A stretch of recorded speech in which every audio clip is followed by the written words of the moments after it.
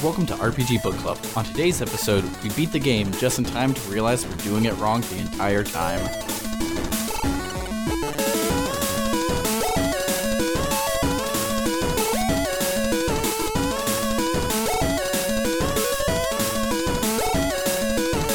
Welcome to the RPG Book Club, the podcast where we play a little bit of a video game and talk about how it makes us feel. I am Elias Sailor Eli Warren. I am Sam Allman. And I am Michael Webben. This is Smooth Sounds of the 70s. Ooh, very fancy. Yeah, as you guys can tell, because of your patronage, we have been able to afford Michael to have a new microphone, so he's no longer in our, radioed, telephoned-in guest. It's about hear all my awful time. opinions in HD. So today we'll be discussing Chapter 5 of Sailor Moon Another Story, entitled After the Battle. Before we get started, though, how was everyone's week?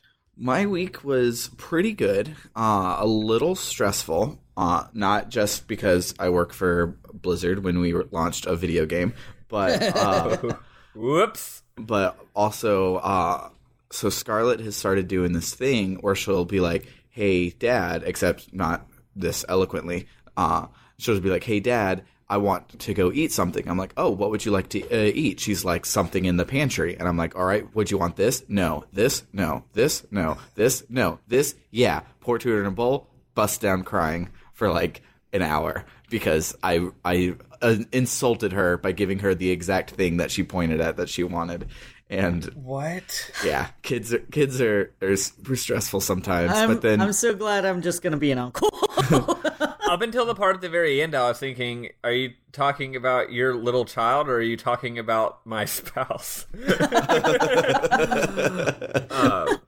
You've given me exactly what I wanted. How This is not the stereotypical man always bitching about his wife thing. No. Melissa is incredible, but they are also incredibly strange in a few particular ways. Isn't everyone? But yeah, that's been my morning every morning for about the past week. But what about you, Great. Eli? I'm tired. That's pretty Okay. much my life now. I haven't done that much. I mean, World of Warcraft Battle for Azeroth launched Monday, and I got to play some before the servers crashed and made it to level 114. Ooh. So Too many levels. I mean, I know a couple of people who made it to 120 already, and it's been 2 days. It's just gonna take me a little bit longer than normal because of my stupid, horrible schedule. But I'll deal with it. I'll still be 120 within the first week. Yeah, I am trying to decide if I want to play it or if I need to stick onto that Persona grind so that I can get all of the games that I want to get between now and January. Probably that. Oh yeah, my parents are going to be in town next week too. They won't be here, so I will be able to record next Wednesday, but the Wednesday after that, I won't be available. Okay. That's totally fine. Gives you plenty of time to get started on Xenogears before episode 2, so... But but that means you're not going to be there to get mad about the bullshit that happened in the first chapter. Oh, I'm sure. Regarding a female character. I'm sure that I will be able to interject my anger about the bullshit in the next episode. There's actually only a little bit of bullshit in the first chapter. I'm sure. The actual thing that I'm mad that you'll miss is there's a trans person that's closeted and questioning themselves that you can encourage to be their true self in the first 2 seconds really? of the game. Yeah, in the first village, there's a person the hill in the middle, and she's just like, man, all the men get to do blah blah blah blah blah, and the women have to do yada yada yada, and I don't feel like a woman. If only I was a man, I could go and do everything. Is that weird? That's awesome. And you can be like, that's not weird. That's awesome. And she's like, oh, thank you. Here's a potion, and Here's a potion. it's super cool. That's great. Yeah. I wish I got a potion for encouraging people in real life. Yeah. I was gonna say, as far as my parents being here goes, this will be the first time in the almost decade that I've lived in Austin that they will have come visited me. Yay! Yeah, I was gonna ask about that about because parents visiting sometimes is good, sometimes is not good, sometimes is stressful. So what are you anticipating? Well, my parents are awesome. Ken Good. honestly got the best in-laws in the entire world. I, however, did not. But that's a different story for a different day. Yeah, I have been here in Austin for almost a decade. My parents live in West Virginia. That was where I was born and raised. Mhm. And we go on family vacations, or we used to go on family vacations like every year. Within the last years, since I don't live with them, they have timeshares, actually. So what Ken and I have been able to do is go on road trips and stay in the timeshare with them when they've gone to the beach. This year, they chose to have their timeshare in New Braunfels. Because they can, like every other year, that one, they can choose different areas. Usually they go to Florida, but this year they were coming to Texas. So we're going to go stay in New Braunfels. We're going to visit Austin. We're going to visit San Antonio. I might take them down to the Gulf at some point, like to Galveston or something. It's going to be real fun. I'm super excited to have them here and get to show them my house finally and take them around. Yeah, that's really cool. Take them around Blizzard and show them the nerdy office where I work. So Yeah. It's going to be great. That's super great. Question. Yes. What's a timeshare?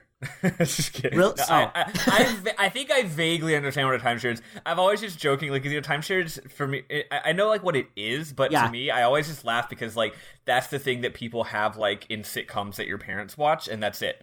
Yeah. You know what I mean? Yeah, like yeah. as a millennial, I have no concept of what a timeshare means for me in my life, and will never have one. Well, which is weird. Which is weird too, because I'm actually going to be inheriting one of my parents' timeshares. Oh, Like this is a thing that you can pass down to your children. Apparently, I didn't realize that. Yeah, my sister's getting one of their timeshares, and I'm getting the other, and I'm hoping to get the one that's just in Myrtle Beach. Because I fucking love Myrtle Beach. And then my sister can have the other one where she goes wherever. I'm just a man of habit. Yeah. and I know what I like, and I will go to the place that I like. Yeah, I mean, if you have timeshares like 3 different places, it's like, wait, but I like the one place. Why can't I just go to that place every time? Yeah. Yeah, exactly. So But yeah. to slightly answer your question, Spiffl, timeshares are is kind of like a socialized. Like multiple people are owning a couple of different properties, right? And Yeah. you're just like, hey, I want to go to this one at this time, and people are like, okay, as long as someone else doesn't say they want to go there too. Yeah. Right. And Right? Okay, yeah. And for people who have their head on straight, it's a super awesome way to have a consistent vacation destination. But for people like my parents who are not good with money and incredibly poor, it's a way to just throw away money forever and never even look at it. So I mean, even for my parents, like, who are really good with money, but have a lot of credit card debt, it's probably not the best option. But like, we used to get vacations where we would get free tickets to things and all this stuff because my parents would go to timeshare presentations. And it is a really good way to get free crap, but it's really, really, really difficult to avoid their sales pitch. And eventually my parents caved, partially because they realized, well, we go on vacation every year anyway, and it would be nice to just have a guaranteed spot where we could go on vacation instead of getting a motel room. So Yeah, see, that's like the stereotype in like cartoons and sitcoms is that like, oh, I got my wrist twisted into buying a timeshare, and then the Right. other person's like, you idiot, you know what I mean? So, yeah. But that's kind of what happened to my parents. Like my dad was like, "Yeah, we're gonna go, and all we have to do is watch it. Then I can bring you back a new iPod." And I'm like, "Okay." And he's like, "I brought you back a new iPod and also some more debt." 'Cause that's what we needed. Wonderful.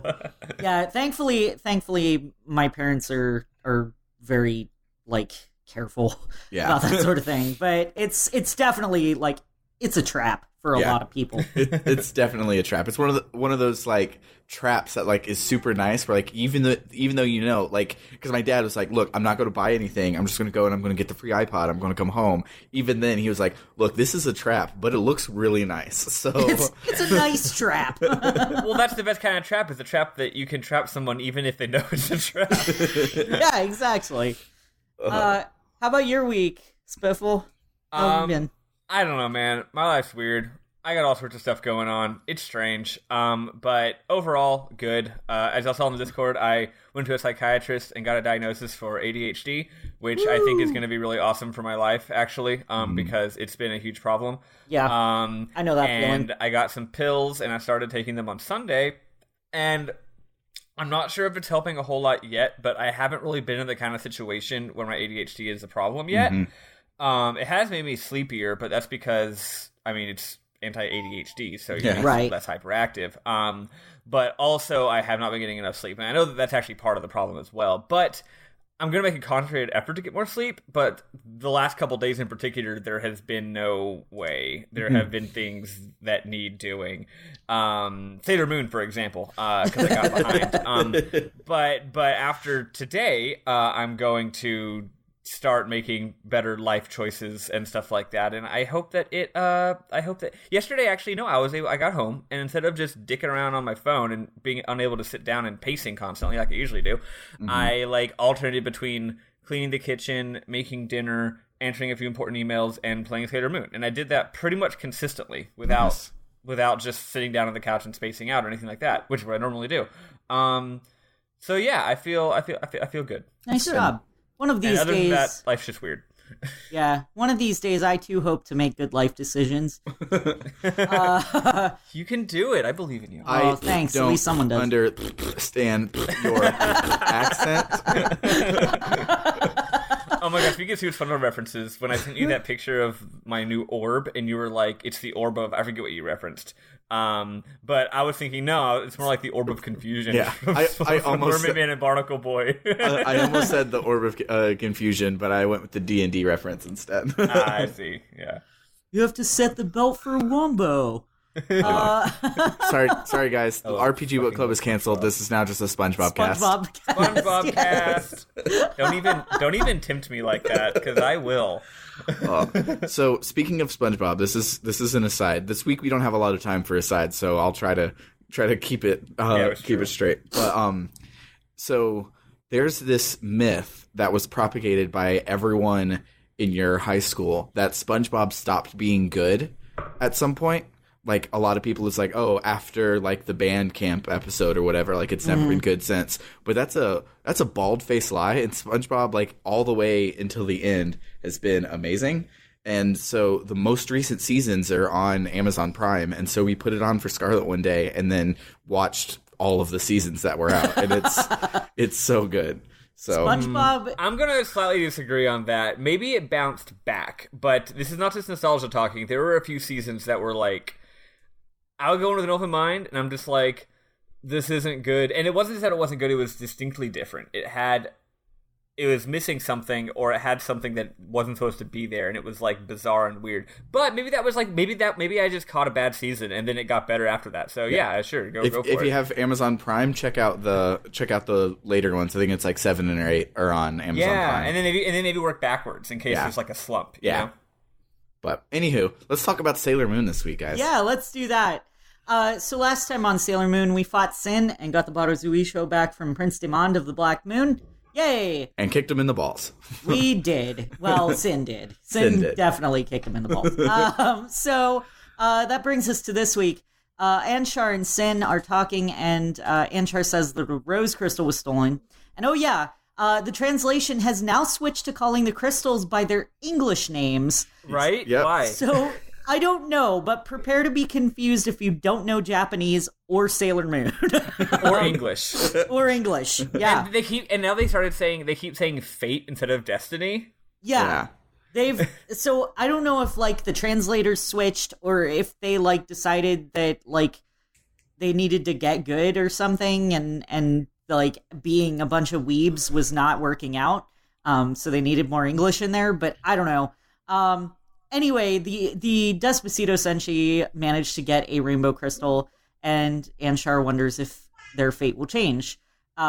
Sin then asks to borrow Kyubey and goes to Apsu and talks to her about changing Shingo's fate since he's Sailor Moon's brother.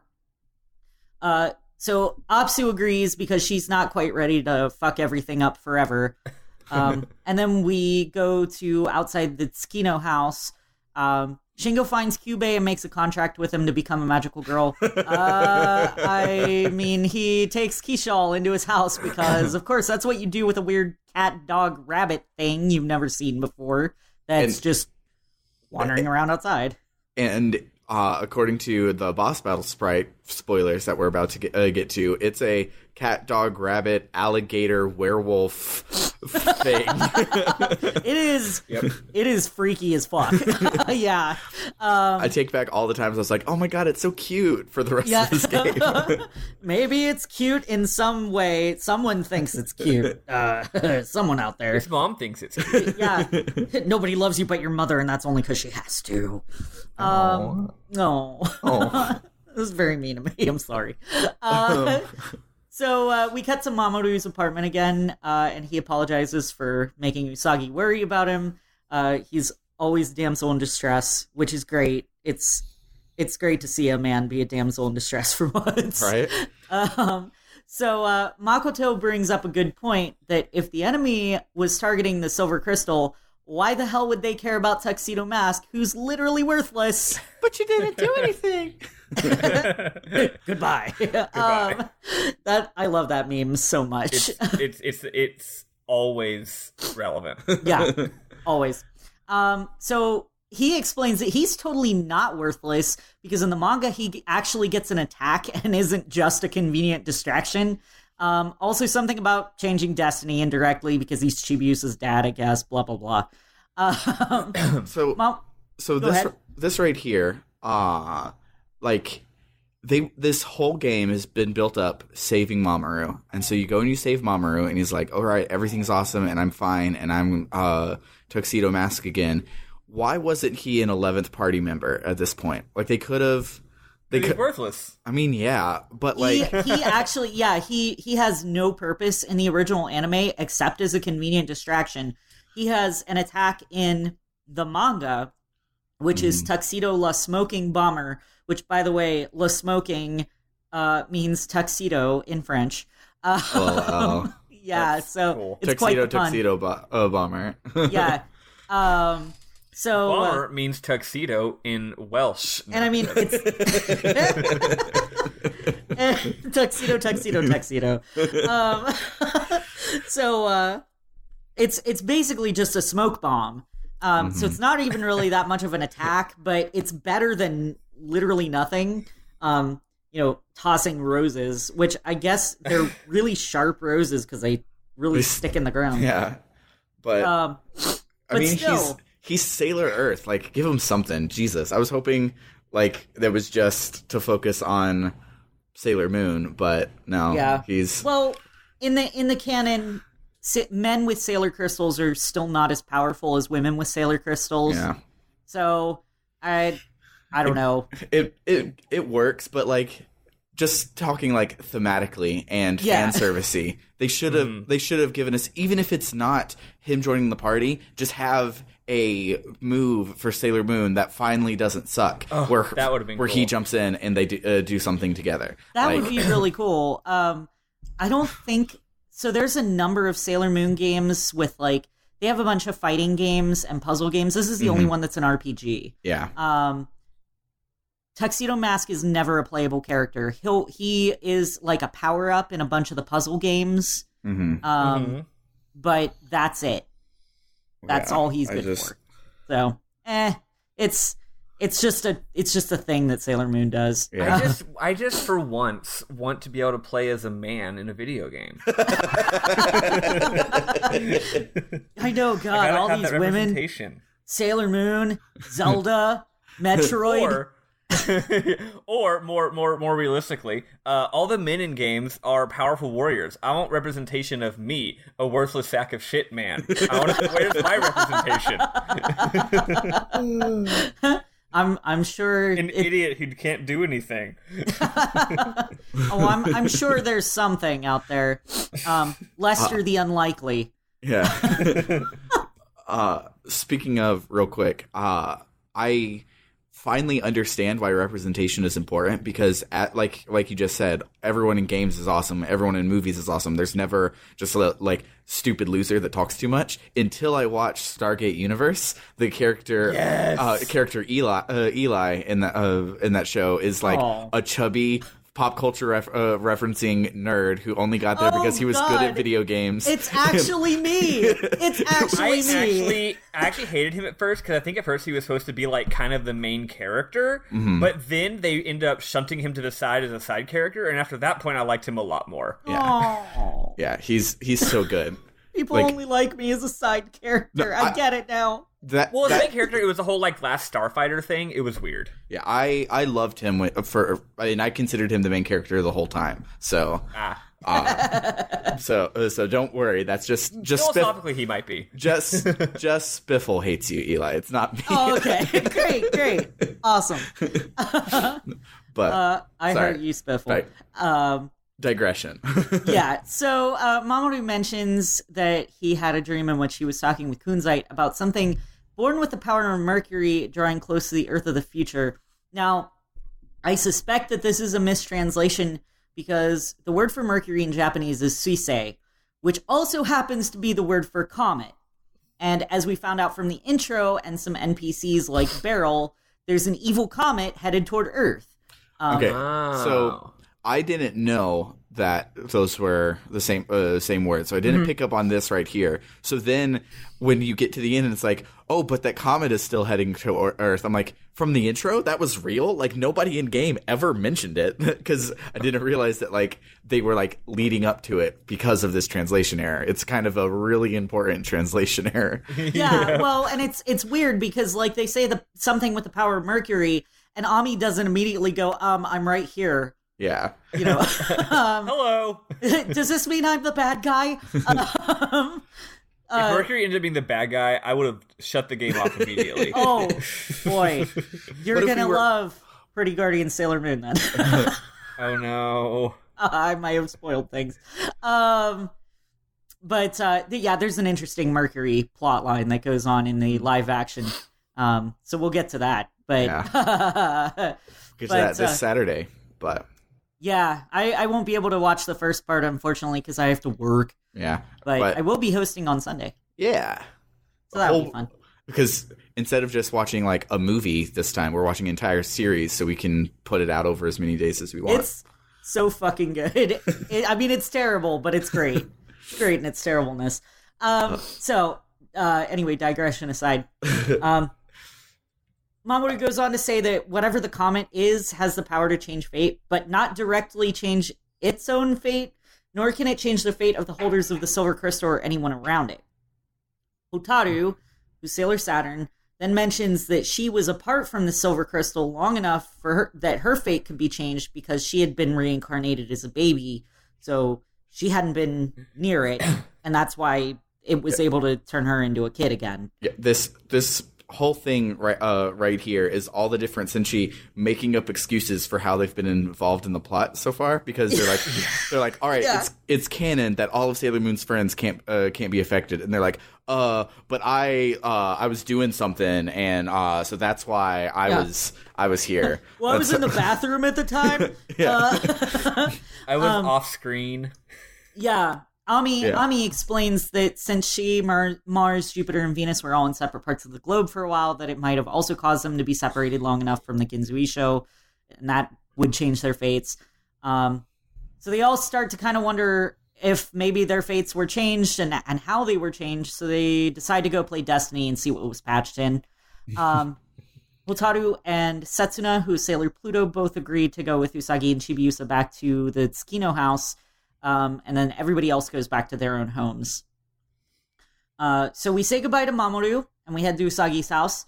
As soon as we get in, Usagi's immediately like, well, everything's fine, and just like, we could have just left there, and that would have been it. He walks in the fucking front door, and it's just like, well, I see no need to examine further. Yeah, pretty much.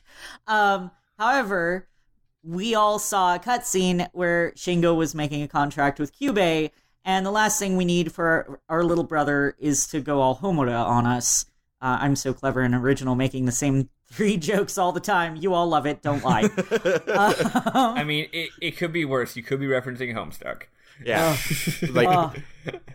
Like we might hide our Homestuck references, but they've been there in literally every episode, even before Spiffl came in. The thing is, Homestuck, not just Homestuck, but more specifically Sweetborn Hello Jeff, it's not even a reference. It's just my lexicon. Yeah.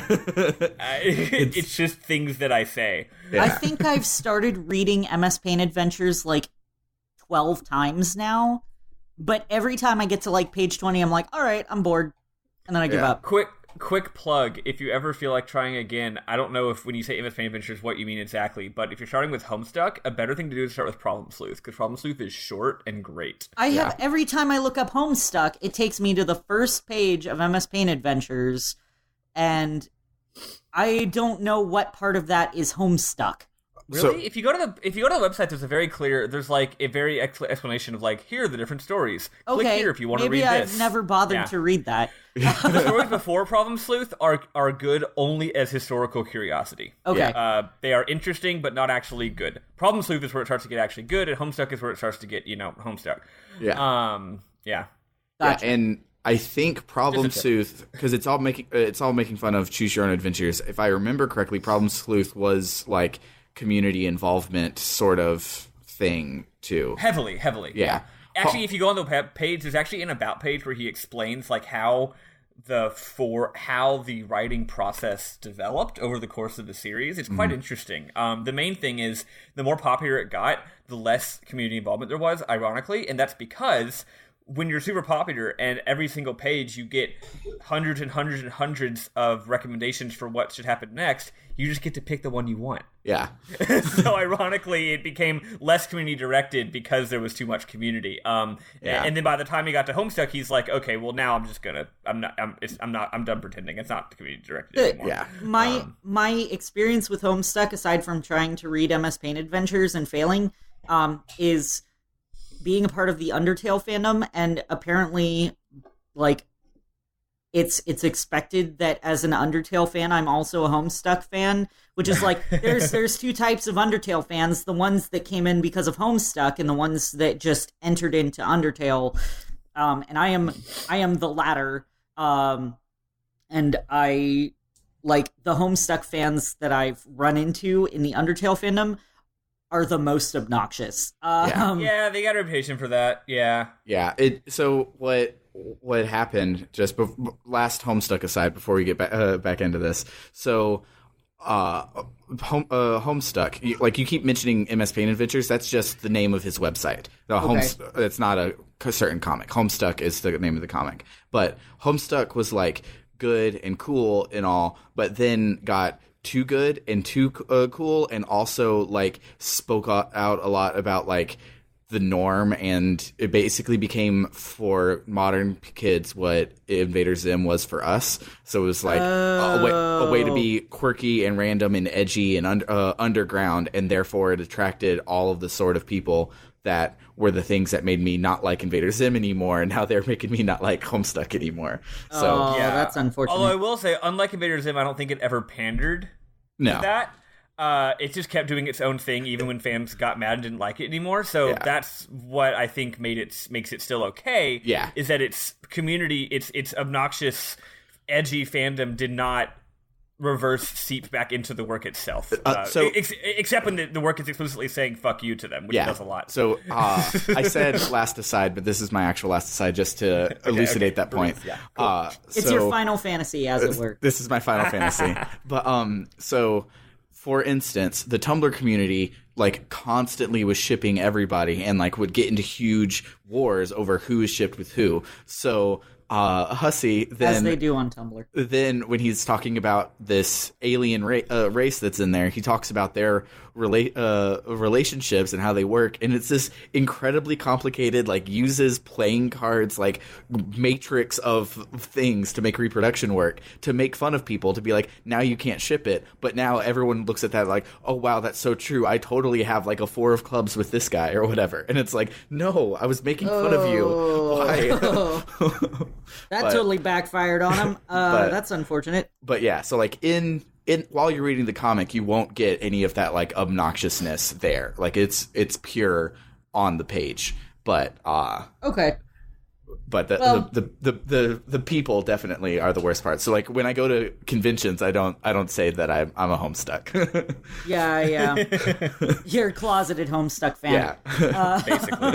That's the best way to do it. Yeah.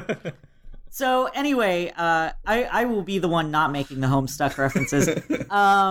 We head into Shingo's room and he tells us not to barge in, and then Chibiusa collapses, saying she feels like her energy is being sucked out. Hotaru asks what the hell that thing is, like any normal person would probably do if they ran into something like Kishal.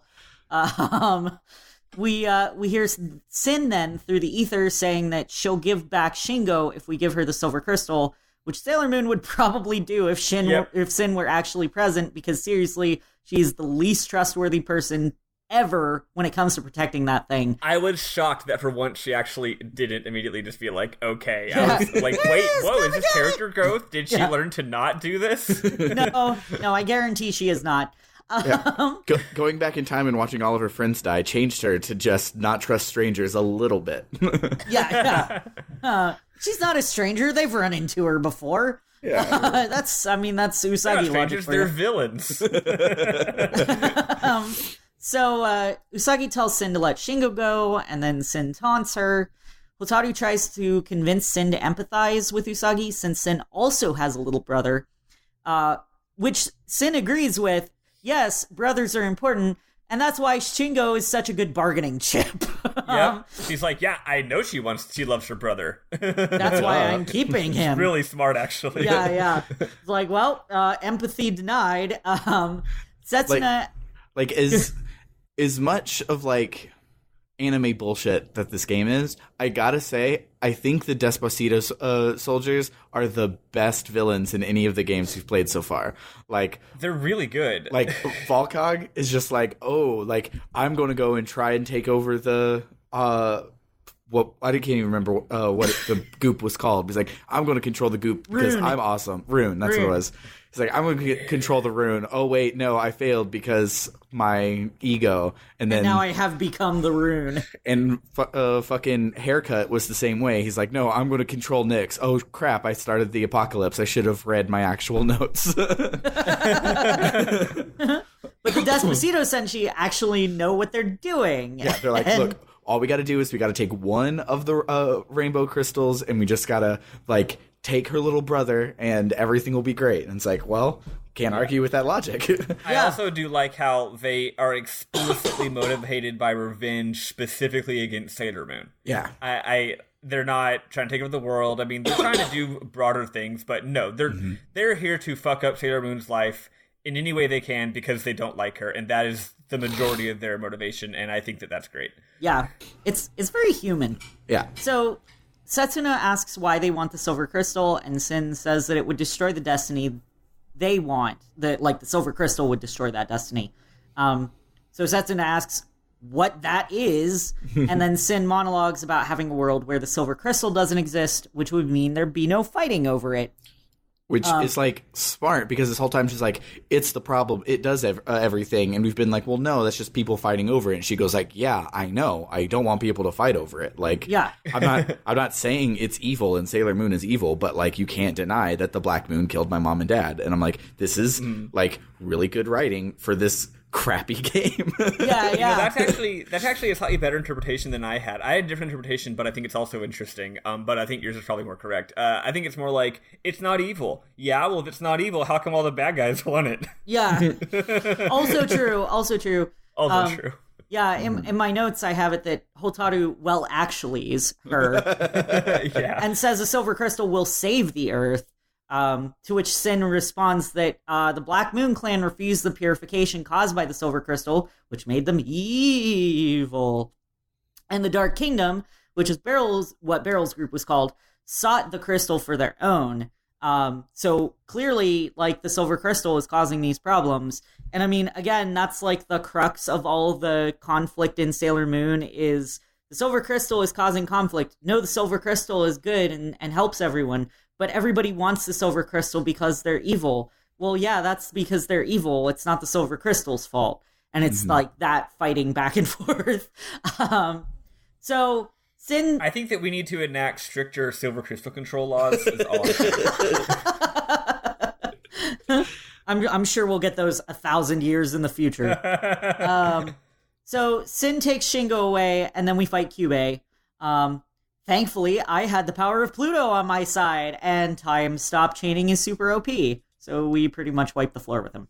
Yeah. I was worried about this boss because there's no way to level up or grind in between the beginning of the chapter and here. Mm-hmm. And they changed me to some characters that I hadn't used before. So I was just like, shit. I hope I can do this. But luckily, Cubase was not very difficult. And yeah, and like you said about Pluto. So I was like, oh, but I was like edge of my seat, right? Because I was like, theoretically, this could be like the end of the game for me because I can't level up. So right. I hope I can beat this battle. So what this battle actually is pitifully easy with a crapload of experience points, and they give you these specific characters because they've either been kidnapped or knocked out or you haven't had them very long, and so this is a catch-up mechanic for Pluto and these guys. That's why it's such a weird group, because like plot-wise, every other time they split up, it's been like, okay, well, the inner Senshi you're going to do this, and the outer Senshi you're going to do this. Everything will be fine. This one's just like, take these 4, not even 5, just take these 4 people, I guess. Yeah, and Chibi Moon doesn't even enter the fight because she's passed out. So you've got Saturn, Pluto, and Moon, and like if you didn't spend time grinding up Saturn and Pluto like I did, then they're going to be really low level, and it is a good way to catch them up some. Yeah, specifically Sailor Moon, because she is the first time she's been missing from the party since chapter 2 was half of last chapter. So this is her catch back up and be the leader of the party again fight. Yeah, which is awesome, but you don't know that until you beat it. Right. The game is grindy, but at least it is in some ways forgiving. Yeah. In some ways. There were a few times where I thought it was going to fuck me over, and then it didn't, and I was like, okay, thank you. Oh, we'll get to the part where it fucks you over. Yep. So after the fight, Usagi's mom says that Haruka and Michiru have come over. Hotaru lets them into Shingo's room and explains that he was captured. Haruka and Michiru then explain that their destinies were changed so that Haruka wasn't on the race team, and Michiru's violin disappeared. Thankfully, she doesn't have her manga powers, so this doesn't really matter to us. And apparently someone else got her part in the musical. But look, that sort of thing is really devastating to teenage girls, okay? Yeah. I love this part, because at this part, the bad guys are just like, they finally realized, oh, we can't affect them directly. Let's just do every single little thing we can, even if it's just the tiniest shit possible, to not even ruin their lives, just like annoy them and make them sad. Yeah. So it's just like everything is collapsing around them. Your stupid violin, the stupid musical. Like I really, and like the thing is like that's petty, but that's the thing. These bad guys are just petty, and they want to make them sad, and it's really good. I will say. Go ahead.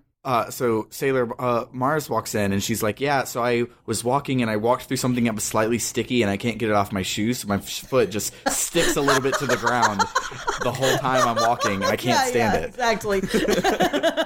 Well, she's walking, and a really catchy song is playing, but a bad catchy song is playing out of someone's boombox, and now she's like, oh, I've got it stuck in my head all day. Making my way downtown, walking fast. Yeah.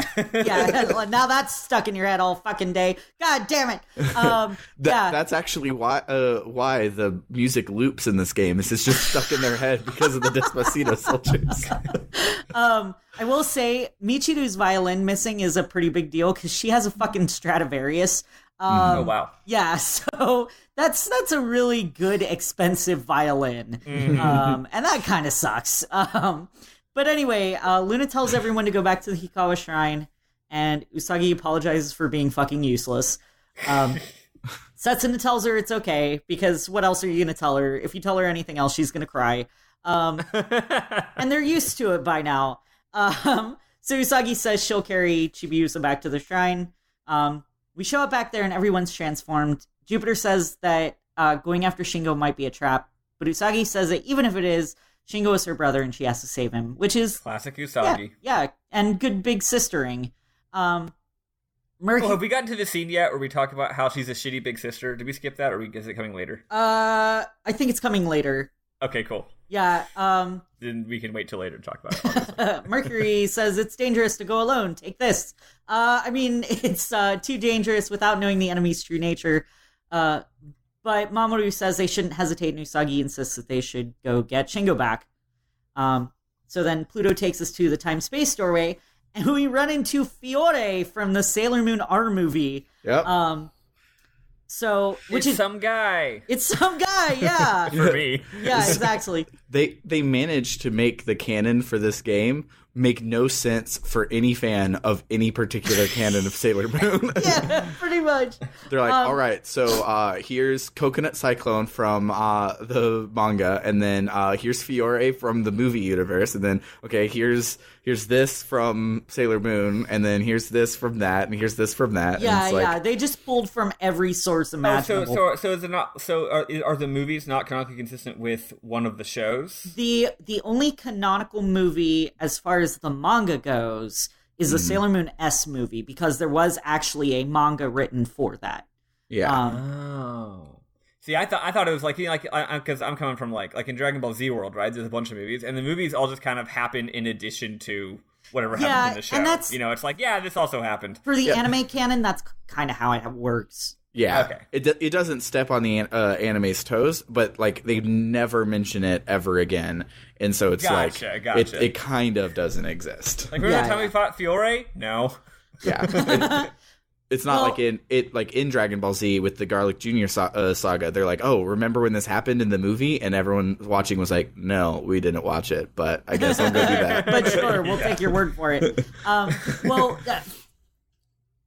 Technically, the Sailor Moon R movie could exist in canon because Fiore looks like Ailyn Ann from the from the mid-season thing that they did with the Makaiju arc. It's really weird. But then also he's a threat from beyond the stars, and the Outer Senshi don't show up to stop it. So it's like cool. Yeah, you guys were a little slow on the uptake there. Jeez.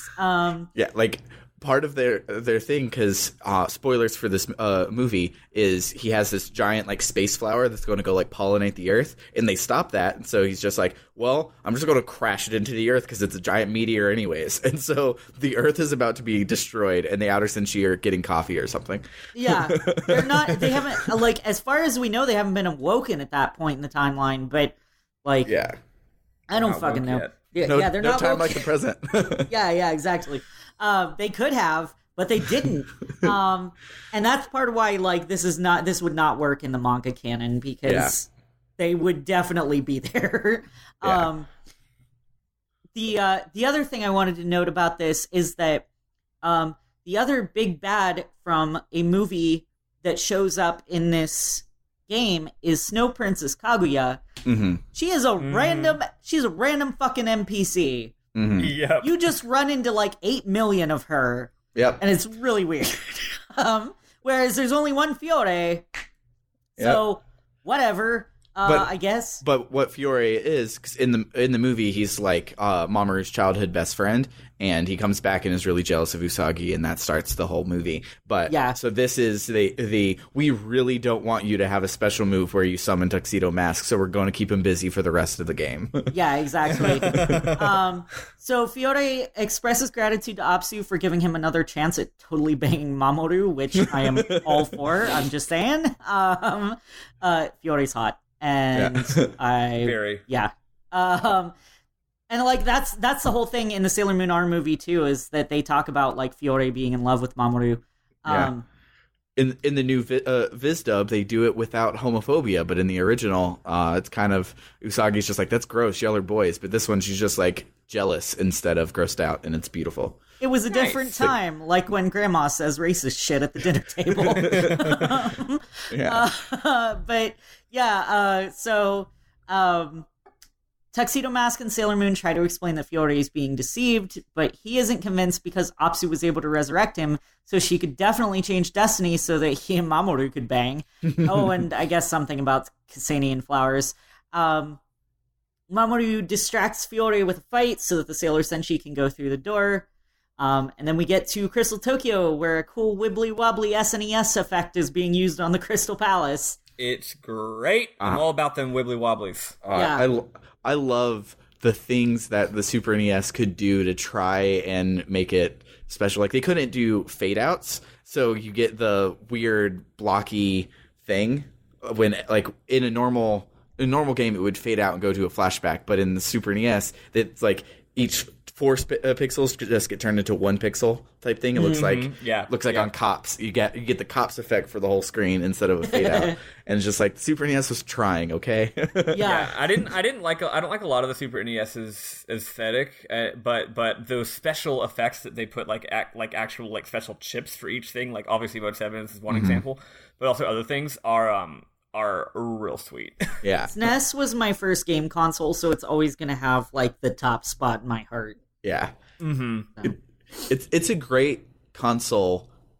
Like looking back at it, like the top 100 games on it are some of the top 100 games of all time. But if you start at the bottom and go bottom up 100 games, the Super NES was really bad, really easy to be really bad with. And a lot of the like random games where we just pick it off of a list and we're like, oh, let's check this one out. They're really bad. Oh yeah, there's definitely. I also mostly grew up with SNES. I've actually fallen more out of love with it as I've gotten older. But maybe it's just because I've played these games so many times that they don't have that magic anymore, right? But there's also some I've discovered that I really like Sega, obviously. So it's like I'm doing that old 90s console wars thing at age 26 in 2018, basically. Where but not that they need to be endlessly compared, of course. They're their own things that don't need to be compared to the other all the time. But anyway, SNES got real cool special effects. Here's some great terrible SNES games I've played: The Lion King, The Wizard of Oz. Okay, Lion King. You are so brave saying Lion King blows. You're right, but like no one admits it. You are braver than any troop. Thank you. I'll accept my award graciously. Most of those Disney games actually blow. Yeah, they're terrible. People love them, but they're wrong. I mean, it's just nostalgia and Disney fandom. I'm not gonna lie. I love the Lion King game, but that volcano level is some fucking bullshit. I one time had I had to wash my mouth out with soap because I was doing the Hakuna Matata level where you have to do those jumps over and over again where you're hanging off or whatever. Waterfall, yeah. Yeah, and so I was doing that, and I got to the second to last one, and I fell, and my little 8-year-old self was like, fucking shit. My god. My mom was That's right hilarious. there and was right there next to me and made me wash my mouth out. So I didn't even dream of saying the word fart when I was that age. So Eli, what was your first curse word also because of a video game? My first curse, I think I was 12 and I was at a Unitarian Universalist youth convention. Nice. Because like they definitely like they encouraged us to express ourselves however we want. And so when you're 12 years old and you're getting told express yourselves however you want, that means cursing up a storm. That means I get to say curse words. Yeah, no words are forbidden. So we're gonna racist words are forbidden. Yeah, I was like, oh boy, I can only imagine what some people said. We were Unitarian Universalists. I mean, we weren't even racism was like the farthest thing from any of our 12-year-old minds. Because Unitarian Universalists are mostly good people. I say mostly because there's always some shitty people everywhere. But anyway, obviously. We're raised not to be racist or homophobic or transphobic and shit like that. But we said fuck like crazy. My first curse words was when I played Dragon Quest 1 for the first time. When you have 3 random battles in 3 steps, and then you're thinking, surely the next step will not give me random battle. Probability does not work that way. Nope. And then you take another single step and you get a random battle. Young 14-year-old Michael goes, shit! And then I didn't immediately get struck by lightning, and I was like, oh, I guess I can just say that. Yeah. Sorry, back to Sailor Moon again. Yeah. We get to Crystal Tokyo. Uranus says that it must be patch day for Destiny. And Mercury explains it's because the Despacito Senshi got a rainbow crystal and it's causing everything to go all wibbly wobbly. Which makes me so happy that like we could have stopped all of this from happening, but instead we went and watched all of our friends die back in time instead of stopping them from getting the rainbow crystal. Yeah. So we got to the front, we're like, oh, hey, I guess their plan worked. We probably should have stopped them a little. BRB doing character development. So Sailor Moon sees a vision of Shingo, and the Despacito Senshi tell her to come to the Dark Castle if they want him back. Uranus tells them that capturing someone's little brother is just a cheap tactic for making weak Senshi strong, and they should fight fair. One. Yeah, I had to fit a Steven Universe reference in there somewhere. I've gone, I think, this entire playthrough, and this is the first chance I've really found. No, last episode, because I edited it last night, so I know. You fit like quite a few in last episode. Oh, did I? Yeah. I couldn't remember. I never listened to our podcast. Who are you guys? So I just sell the stuff. I don't use it. Yeah, I know. You guys think I want to hear my own voice? I know my voice sucks. Of I anyone. love your voice. Aw, thank you. About my voice, not about your voice. Yeah. It's my voice, I will say, a million times better now that I've transitioned. I fucking loathed how I sounded before my transition. Yeah. I think I've told this to you. It might have even been on the podcast before. But my favorite thing about your voice post transition is now, like, it is a straight up 100% male voice. Like, stupid assholes on the phone, not with standing, but like you'll go and be like, you'll do a voice for Sailor Moon, and instead of it being like a female voice, it now is a man's voice pretending to be female, and I'm just like, that's how thoroughly male you are now, is that you can't even pretend to be a female realistically anymore. do a female voice anymore. I sound like Sailor Moon, all right? I definitely do. I love it. It's so good. Thanks. Yeah, I'm really proud of my shitty girl voices now, honestly. Yeah.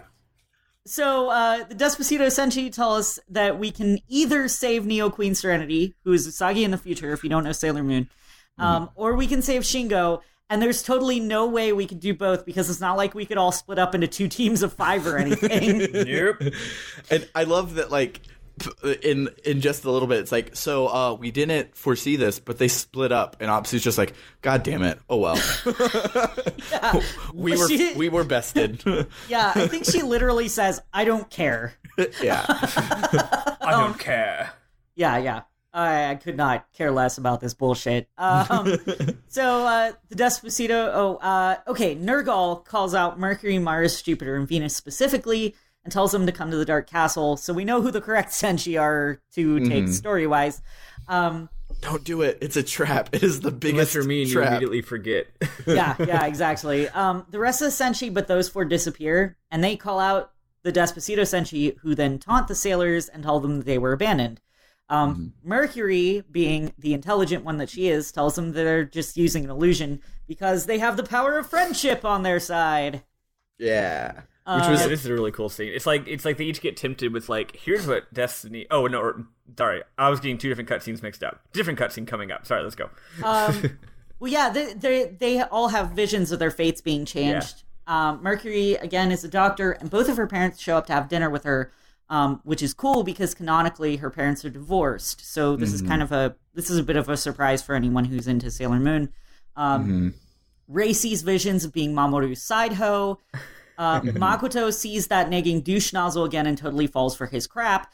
And Minako sees visions of her getting brave enough to give her crush a love letter and then runs off without getting an answer. But apparently that was all that her dream was about, and I was reading too much into it earlier. So, it's good to have realistic goals. Is all I'm saying. So her original dream was definitely, I don't have to be Sailor V anymore.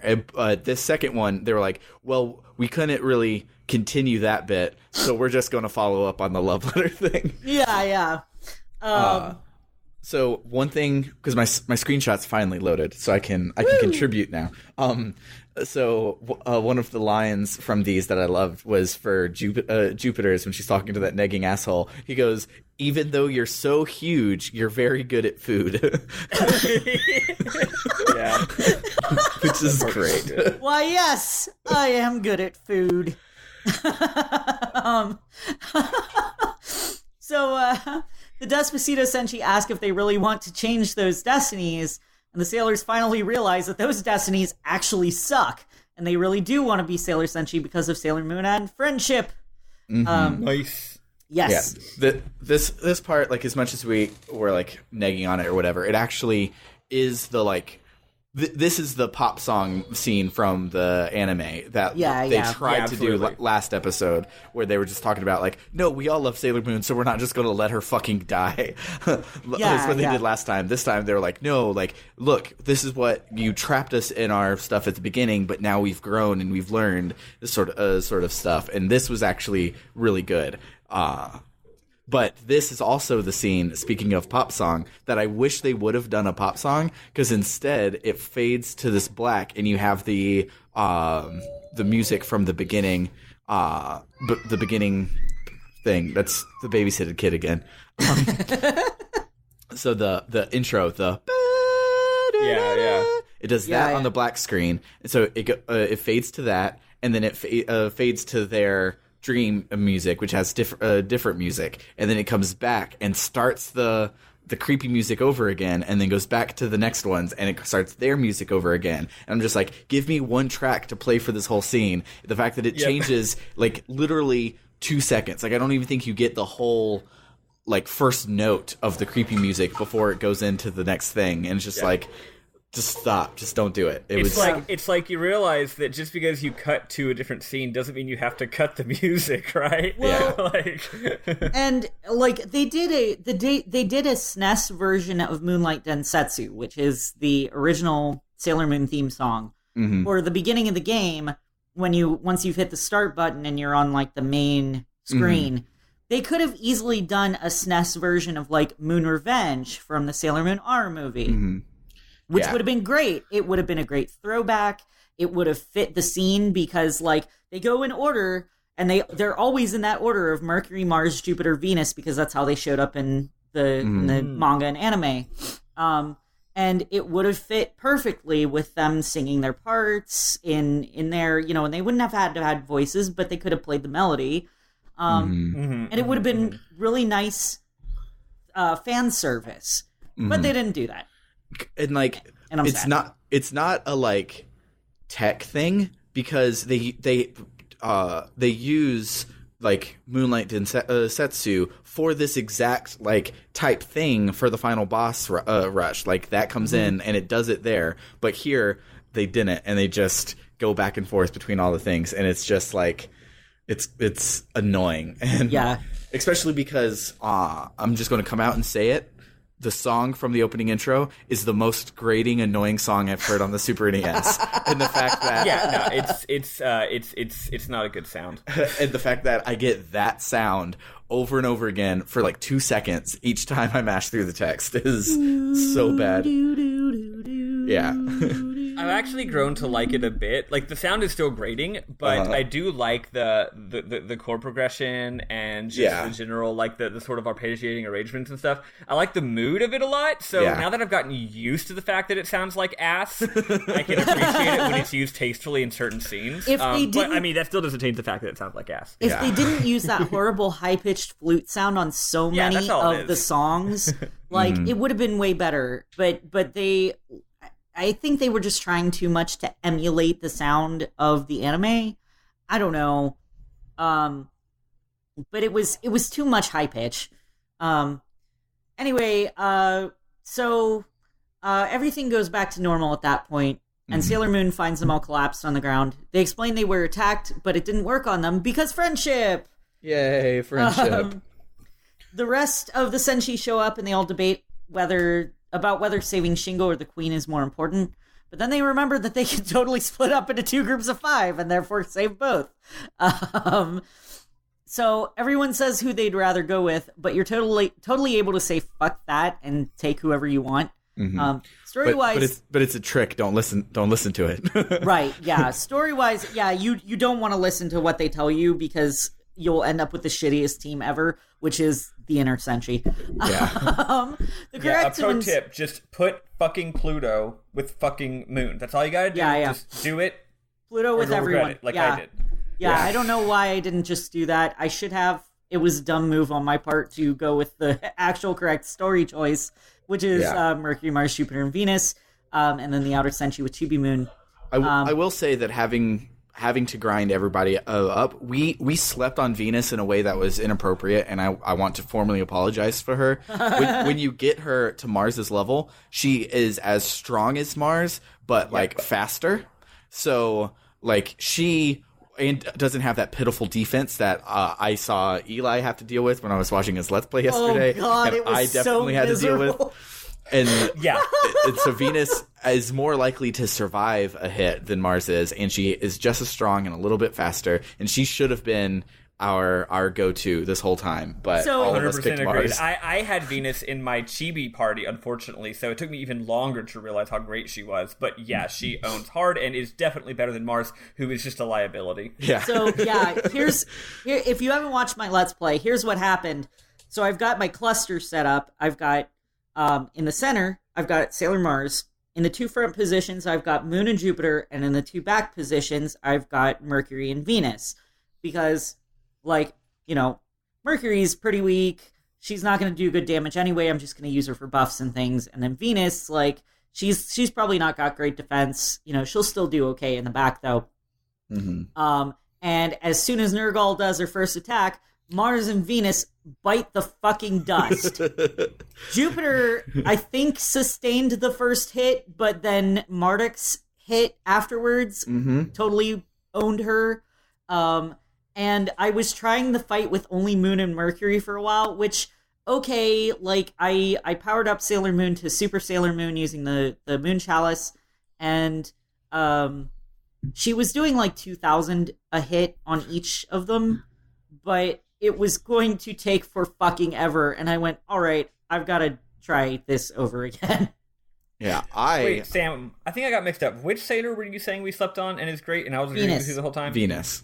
Okay, yes, that's the one. Yes, I agree. I just want to make sure I wasn't thinking about the wrong one. Yeah. Yes.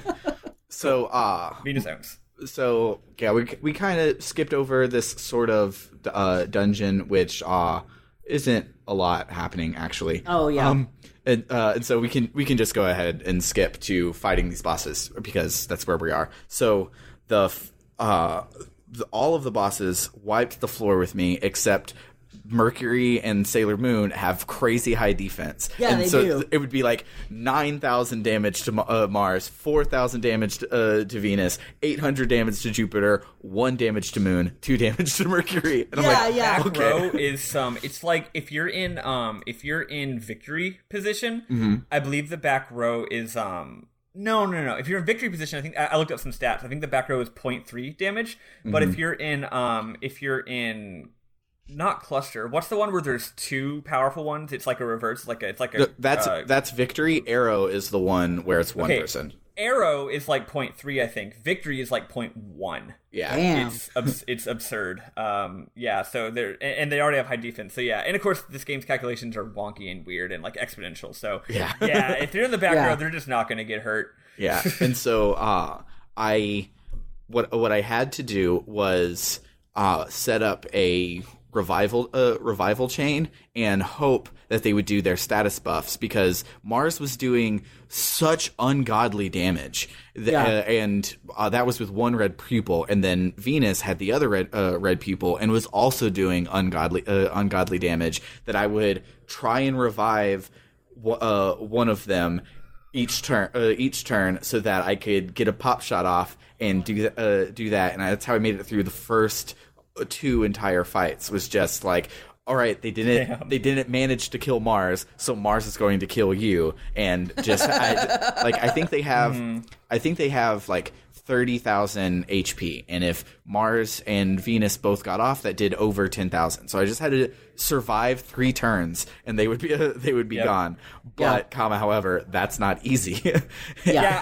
One thing I actually started digging into the mechanics a lot this game. One interesting thing is that if someone's dead, you cannot target them with an individual item. You can't heal someone or use a buff on them if they're dead. So at the beginning of the round, when you're queuing up your attacks, you can't say you revive them. you heal them, you buff them. No, you can't do that. But if it's an all item, it won't have an arrow in front of them, but it will actually take effect. So yeah, it's like whoever, so I'm paying attention to turn order, and I'm like, hey, you person who is fast, you revive them. Hey, you person who's definitely going to take the very last turn just to be safe, you, or maybe the next turn, you who's going to go next, but before the enemy, you buff them, so they buff everybody, including them, right? So you buff everybody, and then maybe they can survive a fucking hit from the enemy. It was cool. Yeah. The interesting thing that we found with that is that using a toilet will it also affect the dead.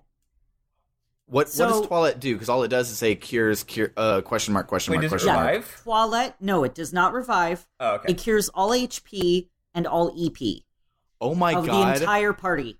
It's so overpowered. I have never messed with it because it just like cures question mark, question mark, question mark. And I'm like, well, I don't like, I just got done playing Survival Kids. Question mark means it's going to poison me and I'm going to fucking die. So you should have just asked. No, yeah, they're the most overpowered item in the game, and That's good. It will fully heal the HP of a dead Senshi. It will not revive them, but So when then you do revive them, they're at full instead of at 200 or whatever. right, exactly. Oh man, I never which noticed that. I'm pretty sure is a bug, but I totally fucking exploited that.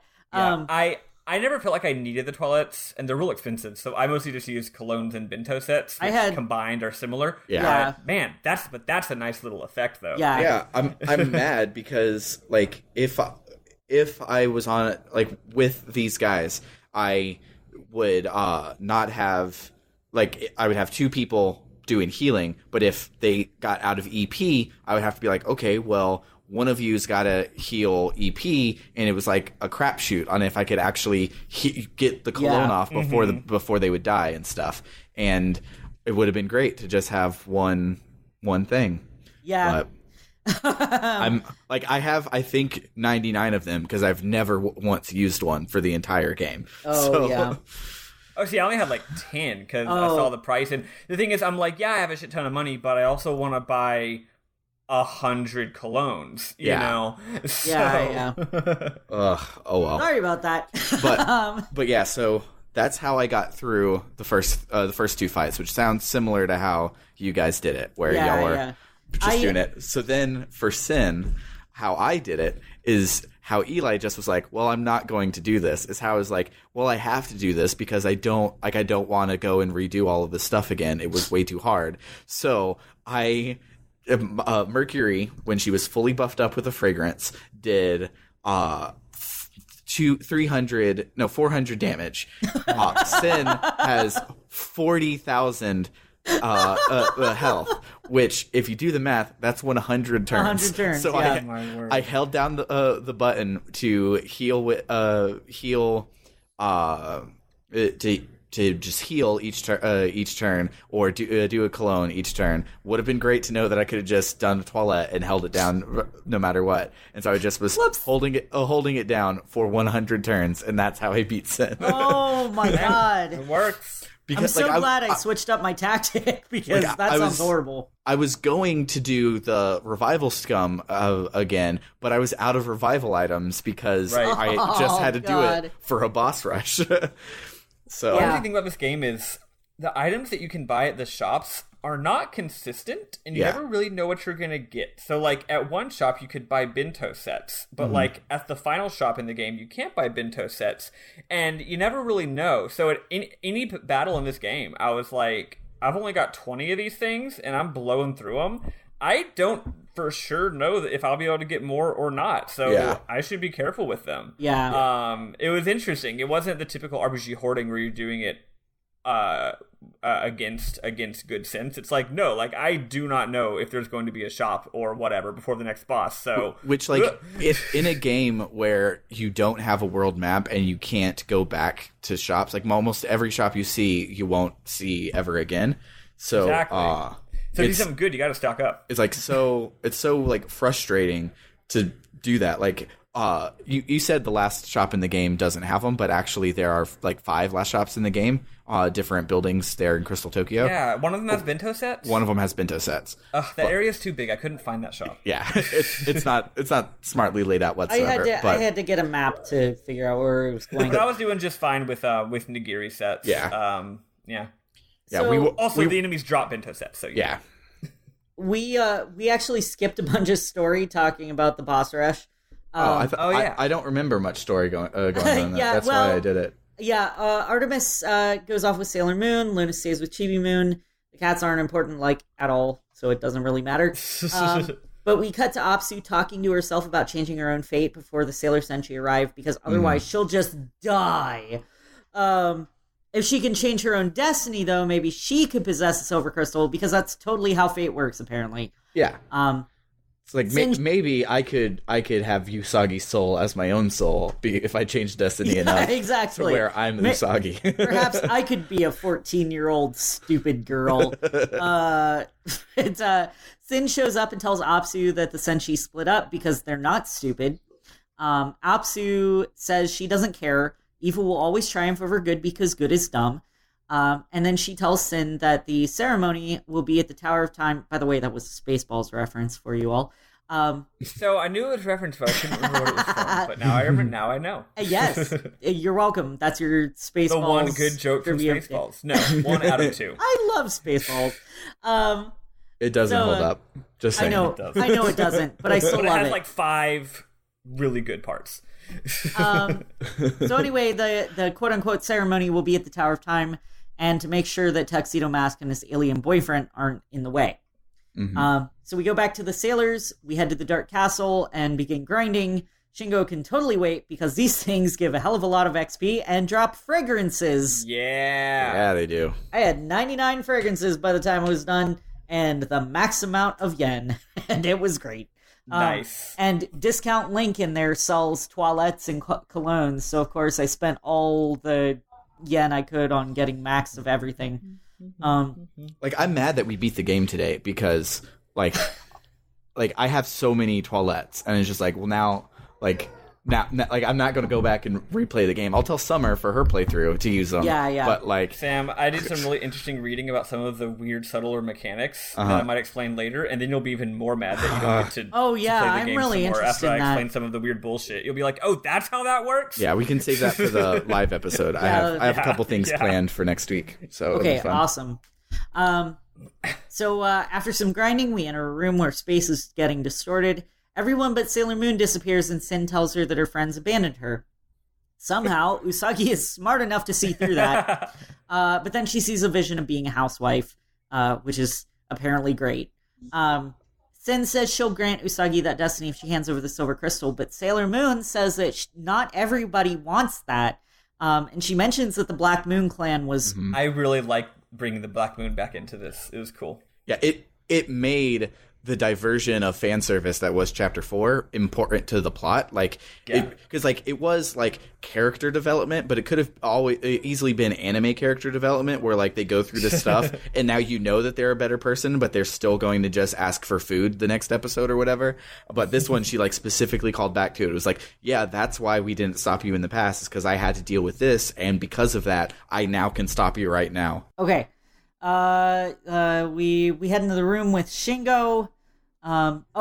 Sin shows up and says she'd hoped to resolve this by talking it over, and then tells Sailor Moon to come to the back room to fight.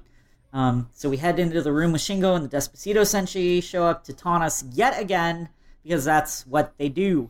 Everyone addresses their own counterparts, because that's how these things work. If you have a doppelganger, that's the only one you can talk to.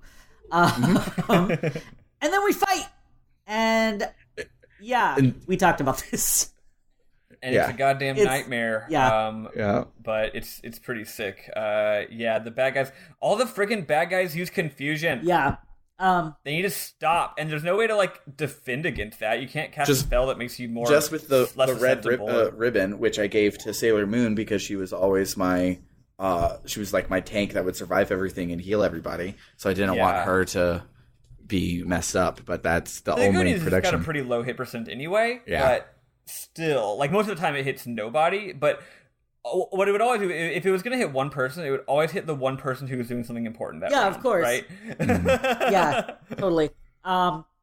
So we're first up against Nurgle and Marduk. Both of them hit like trucks. And then after we defeat them, we go with Ishtar and Nabu.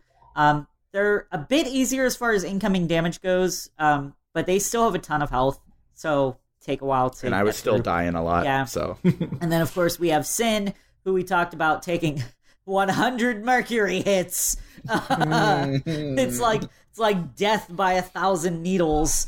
Like you mentioned getting through Tartarus via War of Attrition, and this was me finally having my own War of Attrition. I was just like, look, this is what we're going to do today. Thank God you don't have any healing moves. Thank God Aegis can't heal you for me. Yeah. It was death by 1,000 bubbles.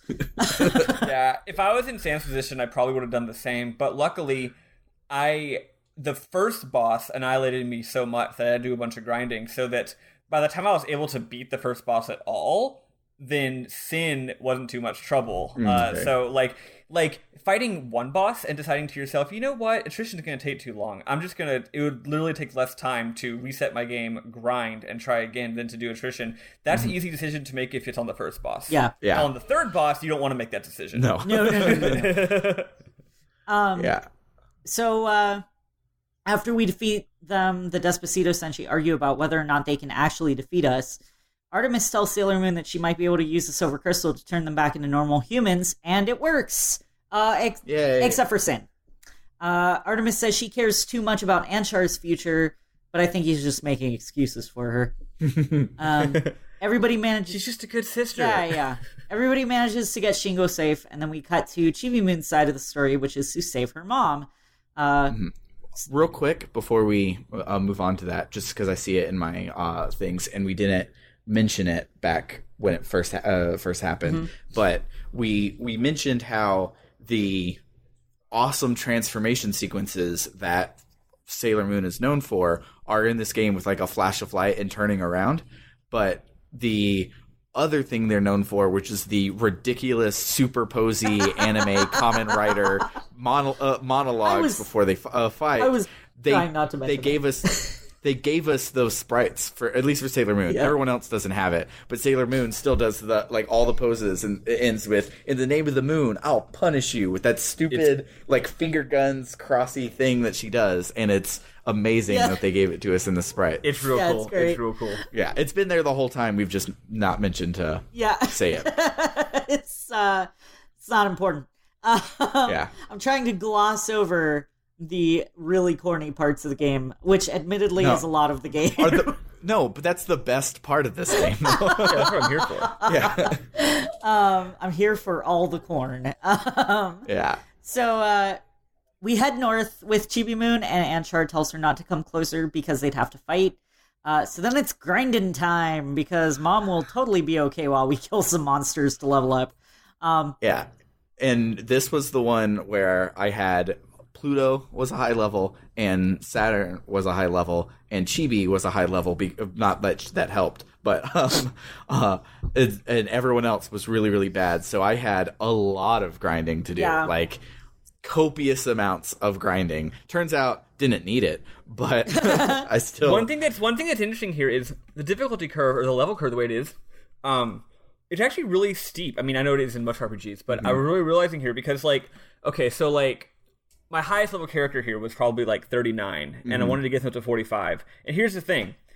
The amount of grinding it took to get them from 39 to 45 was basically the amount of time it took to get other people from 25 to 45. Yeah. It wasn't more grinding. By the time the person got from 39 to 40, the person at 25 was at 37. Yeah, they were giving so much XP. So luckily the curve is exponential enough that it probably took 10 minutes of grinding for everyone to be on the same level, and then I just had to get them all up higher. At this point in the game, things are giving 10,000 plus XP. Yeah, I think for my level 10 characters took, I think it was exactly 10 more battles to get that last level. That when everyone hit 45, they were still at 44. So I did 10 more battles, and then everyone was at 45. Yeah. So in my case, here my party was Pluto, who just does time stops. Doesn't matter if she's strong or not. And then, but this is where I got to see Venus shine and realize how amazing Venus is. Yeah.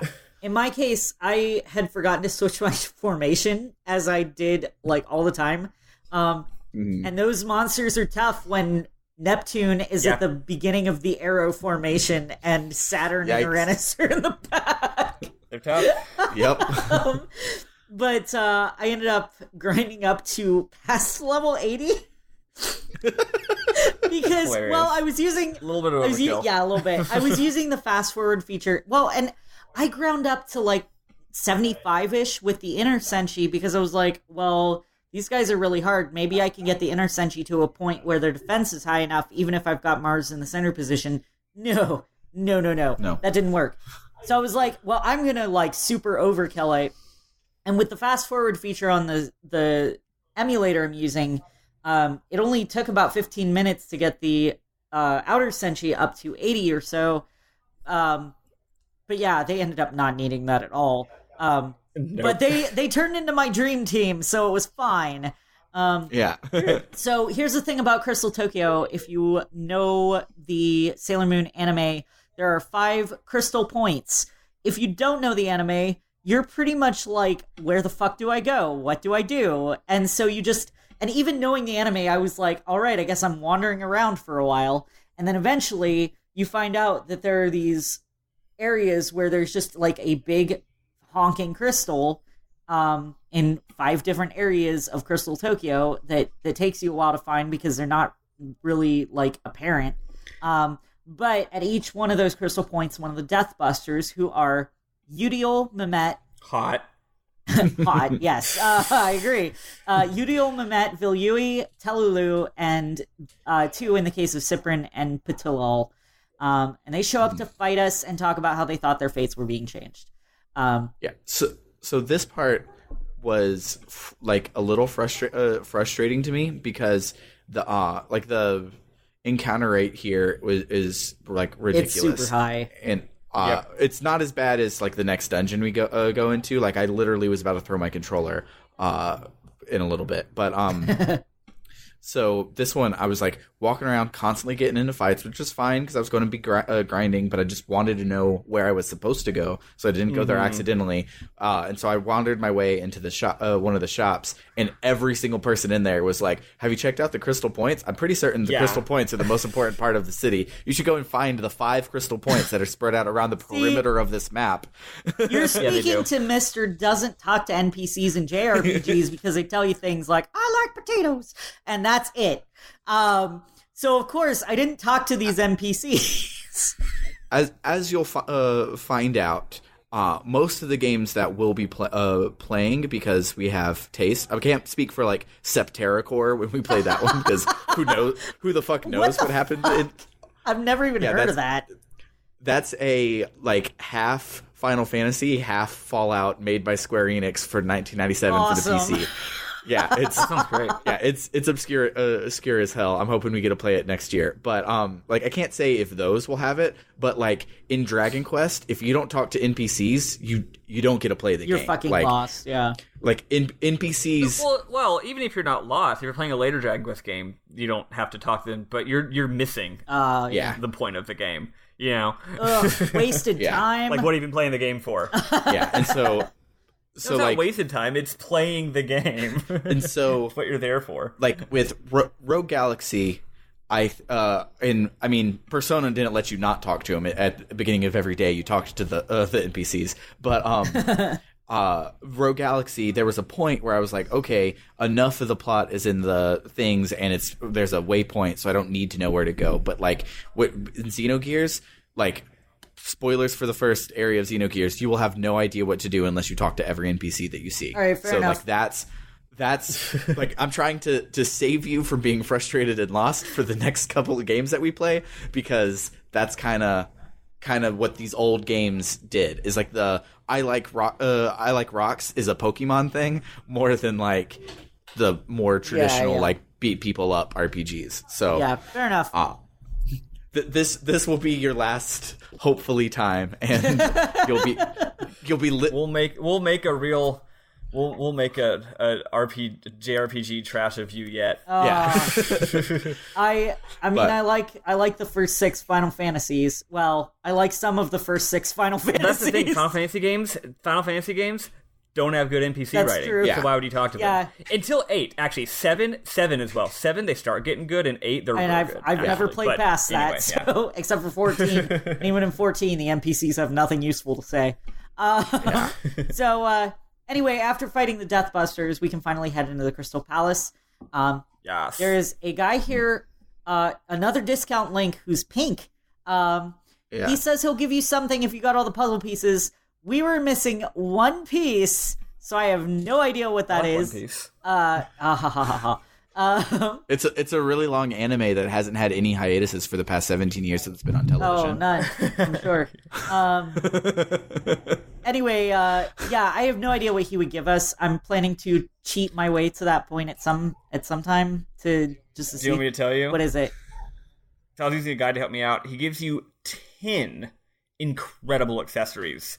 They give you bitchin' defense. Really?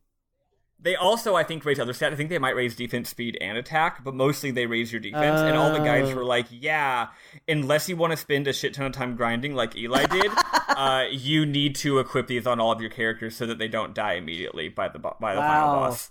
And I didn't have them either, but as I'll explain a little bit later, I didn't actually get to complete the game, so it didn't matter. Yeah. So in your mind, you finished it with 999 level for everybody too. Yeah. Because you watched Eli do it. So we head toward the throne room, and Anshar tells us over and over not to come closer because he doesn't want to fight. And he's sad because he really likes Chibi Moon, and it sucks that they can't be together because she's a princess and he's not a prince. Because that's how everything works ever.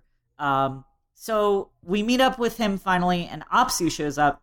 Anshar insists that he won't fight Chibi Moon and tells him, and she tells him to shut the fuck up and accept her power.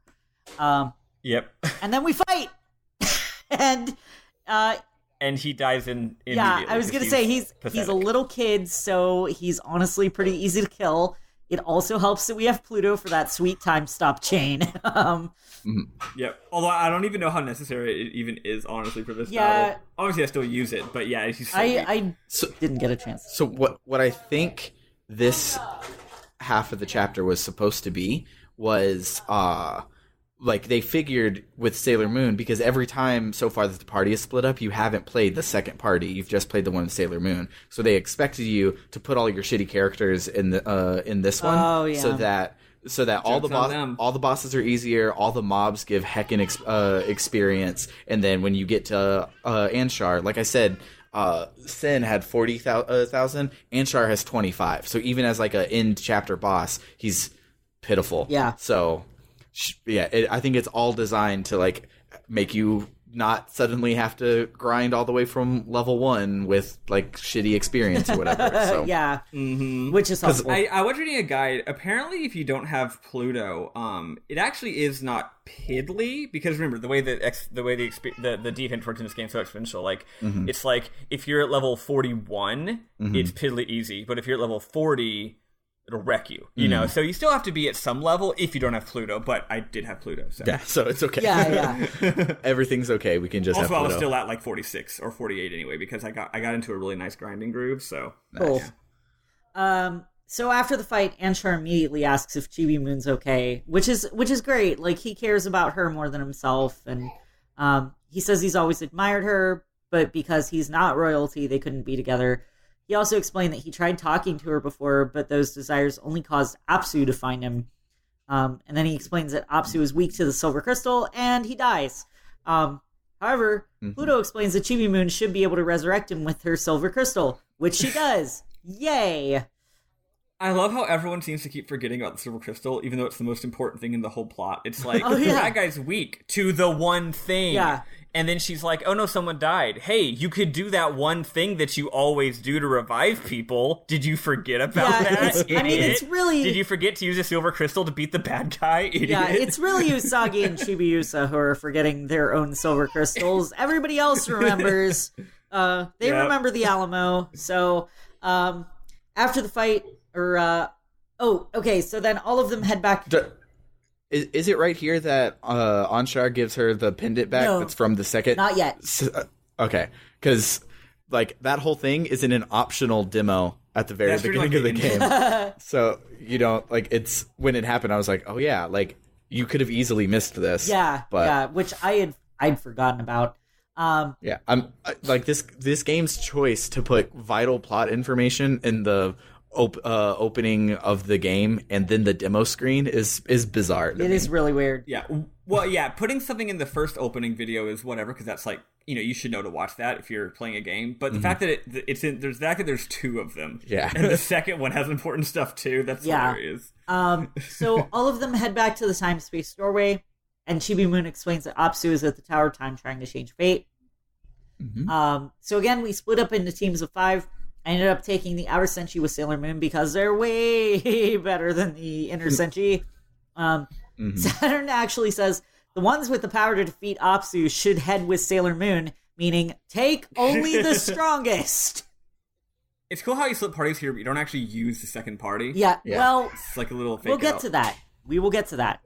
You kind of do. So they finally realize that Tuxedo Mask and Fiore aren't fighting in front of the door anymore, but there's a bunch of rose petals scattered around. Obviously, where there are rose petals, there are tuxedo masks. He's the only person that's ever had a rose ever before. Yeah. So we follow that trail. And it's not like he was kidnapped by a person whose powers are having flowers. Yeah. So it's definitely not a trap. It's just, not at all. It's just no one else mask. could put roses in on purpose to trick us. Or No, anything. of course not. So we head to the Tower of Time where the petals lead us, and Apsu tells us to enter if we want to save our useless boyfriend. We find Tuxedo Mask chained to a wall, and Luna says Apsu's mental energy is being used as a lock, so they can't get him down without defeating her. He reassures Sailor Moon, and then we continue through the temple, because fuck him.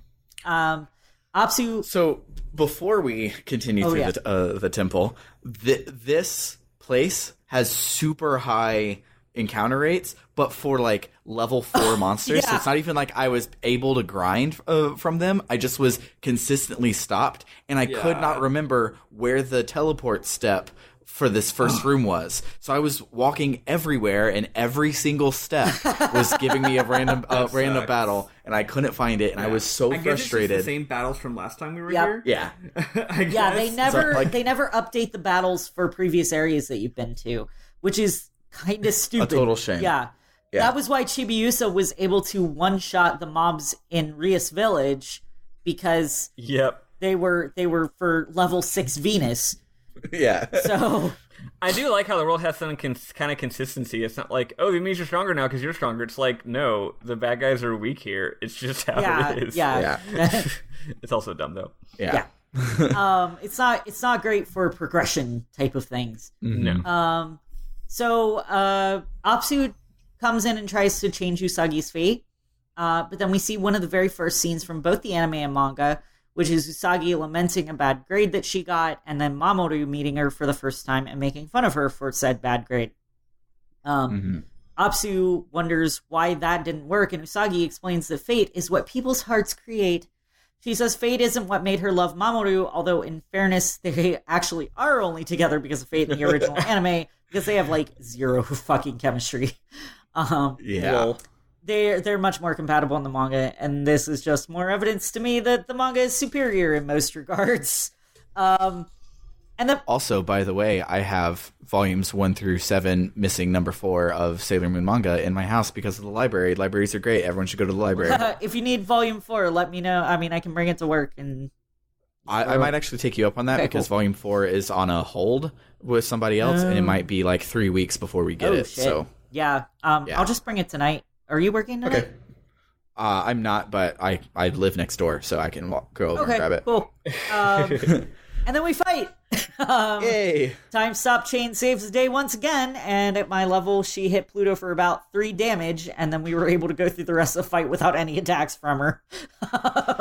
She did like nothing. This fight set up the like made me realize the like only time that I'm like nervous in the end, because I wasn't level 999999999. I was like level 45 or whatever. So the first couple of turns before a successful time stop was like, all right, I gotta interact with the mechanics. Who's going first? Who's healing what? Who's doing this? And then I got time stop off, and I'm like, okay, well, Sailor Moon, you use a cologne every turn, and because you go dead last because you're the worst fucking character. And then Pluto will use time stop every turn. It's a waste because they only like Apsu, I think, was out for 2 turns. I did notice that time stop can affect weaker monsters more. Like when I was grinding in Crystal Tokyo, those bosses were out for like 7 turns at a time. But she was doing time stop every turn because Usagi was using a cologne every turn. Everyone else was just like, here, take all of my damage, and I just held it down. Mm-hmm. But getting to that point was super like on the edge of my seat. Yeah. And I was like, this is where the game is. Unfortunately, they then gave us the cheesiest move in this battle JRPG was history. Relatively attrition-y for me because I was doing the same thing as you basically, but I wasn't as strong, so I wasn't doing a ton of damage. And again, I know there's one more boss because I've looked at the guide, and I don't know if I'm going to be able to get more of various items. So I had colognes, but I didn't have an absurd amount of colognes. So I was doing some juggling. Like, instead of using a cologne, what I would do is I would have 3 different characters who weren't doing a ton of damage, so it's fine if they don't do this. 3 different characters all use an item that gives 4 MP. That way I could get Pluto back up to 12, because I thought I should drain through all of these items before I start using my colognes, for example. And then I was doing some other things. I was getting creative, actually. I was basically like, I'm going to try and use all of my shitty items before I use any of my good ones. And I was doing all the math in my head. It's funny, I wasn't in danger of like dying, but I was trying to manage that attrition, and it was fun, actually. It was kind of cool. What I was doing was I was having Pluto time stop, and then on her next turn she was using a cologne, so I was getting attacks with Sailor Moon as well. Yeah, that's what I would do whenever I wasn't doing what I just said. Yeah, that's the way I traditionally did it. But I realized that I could just do it every turn and hold down the button and watch the boss die. Yeah. So I typically would do the time stop cologne time stop, but Sailor Moon was doing like 11 damage anyways. So yeah, who cares? So we got through that fight, and after defeating Apsu, the tower starts shaking. Pluto explains that it's just the fates that were changed to going back to normal. And we believe her because she's Sailor Pluto. She's the guardian of time. Clearly, she knows her stuff. Yeah. So, sorry, OneNote decided to fuck up. So we get Tuxedo Mask and leave the tower, and it crumbles back into the spacey, timey, oceany thing that's on the moon, and so then we head back to the Crystal Palace to purify the evil comet, but it doesn't work. Yeah. And this is the part where I was like, all right, we beat the game. I had forgotten that this was a JRPG, and therefore there was always going to be a final form. Yeah. But and so I was like, okay, we beat the game, and then they're just like, oh, but what about the comet? And I was like, oh yeah, I remember reading that. Thing. Oh yeah, like, apparently that's a thing. A month and a half ago. So after that, we cut to a scene of Apsu praying for strength so that she won't die. Sin shows up and does a fusion dance with her so that Apsu will survive. And then the fused monster looks like Apsu with a dragon body, so I guess Sin was a dragon the whole time. I suppose. No, Sin, you are the dragons. And then Sin was a zombie. So we cut back to the Sailor Senshi. They've all sensed evil energy and realize Apsu may still be alive, and Sin is probably with her. So we head to the basement of the Crystal Palace, because where else would we go except basements? Once there, we split into teams again. And this is actually this is the crucial moment where you decide who goes with who, because there are 2 endings. The ending you get depends on which team wins. So, yeah. If you start with Sailor Moon, you start on a very difficult fight with Apsin. That's what I'm calling the Sin and Apsu fusion. Mm-hmm. And if Moon's team is defeated, then Chibi Moon's team then fights an easier version of her. It still beats the game technically, but you get a bad quote unquote ending. So what was the bad ending? I almost want to reload my save and get the bad ending. I've got screenshots of that up. I've got cool. A full I was just looking that up while we were discussing other stuff. Mm-hmm. So we will get to that. Okay. So let's talk about our ending first. Yeah. So I had Uranus, Neptune, Saturn, and Pluto because Time Stop is too OP not to have for this fight. They show up where the Tower of Time should be, and then Opsin shows up. Apparently fusing with Sen gave Apsu some weird dragon head body, like you said. Opsin's like, yeah, I'm fugly, but at least I'm alive and powerful. Which is like... I really like that. Which is like what every... like random monster in the OG anime would do. They're just like this super like gorgeous girl or whatever, and she's like, well, I have this crystal of bullshit and I'm going to use it to be evil, and then they look at themselves and they're like, oh my god, I'm hideous, but oh well, gotta kill Sailor Moon. I mean it's kind of I think it's a strangely optimistic message from a bad guy. Like I guess it's more meant to be scary and evil, but like, I might not be attractive, but at least I'm here. Right? That's my motto. So it's funny, at first I was thinking, it is kind of a funny, strangely body posy kind of message. It's like, being powerful and achieving your goals, that's more important than being pretty. Then I realized, wait, it's only villains who do that. So the message is saying that being okay with being evil, or being okay with being ugly because it makes you powerful, is bad. Yeah, exactly. So that's actually the message there. So maybe not so positive. But of course it represents a corrupt soul, obviously, which is totally bad. But obviously we shouldn't represent ugliness with a corrupt soul, but you know what. Yeah. So she says she could easily raise the palace, but that'd make getting the silver crystal really difficult, and she'd rather just kill the Sailor Senshi. And then we fight. Yay. Her first attack completely annihilated Uranus and mine, but once I got the time stop chain going, it was heckin' easy. Yeah. Like, just setting up the chain here was, like, super difficult. Like, lots of AoEs, lots of killing everybody. But the good thing about in this game is not only is back row hella defense, but using the defend option. In other games, it's like half damage. In this game, it's like you're invincible. Pretty much. So you have the person you don't want to die use defend until you have used the F cream on them, basically. Yeah. And I should have done that, or once you've used time stop. Yeah. So here's the good ending that happens when Sailor Moon fights Apsu and wins. We defeat Apsu. Sailor Moon uses the silver crystal to destroy her and then returns Sin to normal. Sin asks why they chose to save her when they're enemies, and Venus explains that they don't want to hate anyone, and Mars says that it was because of Sailor Moon. I love this. I love the way it's written. They're just like, aren't you going to kill me? We're not really into that. Yeah, exactly. That's kind of how she says it. Yeah, pretty much. The rest of Despacito Senshi show up to greet Sin, and they all thank her for keeping them safe, and are friends. Yay. Friendship. It's magic, apparently. Yay. Sweet. So the Sailor Senshi start to leave, but Anshar calls to Chibi Moon. Apparently, he had that pendant she lost, and he gives it back to her. This is the scene you were thinking of, Sam. Yeah. So she thanks him and gives him a kiss, and it's super cute. He blushes. It's so cute. He's got like a special sprite just for this. It's adorable. So all the Senshi, they all meet up at the time-space doorway again, and so the Senshi talk about Chibi Moon's new boyfriend because something heteronormativity.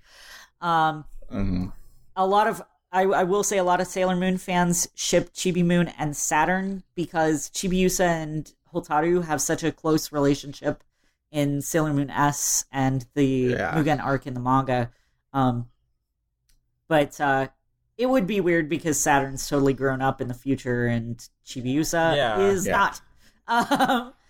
So fandoms doing ships that are actually really problematic, but they just don't care anyway. That's I know, right? That's not a thing. While they're talking, Venus does her thing where she like almost quotes an idiom, and then somebody has to correct her. Yeah. Except I don't think that the translator knew the idiom because it doesn't make sense for either person. Not even the right idiom. Yeah, she says something like. It's weird. So Venus goes, well, as the old proverb goes, people who are alike eat each other. And Jupiter's like, don't you mean people who are alike attract each other? And I'm like, that's no. Yeah, it's opposites Like, attract. Who says that? Nobody says people who are alike attract each other.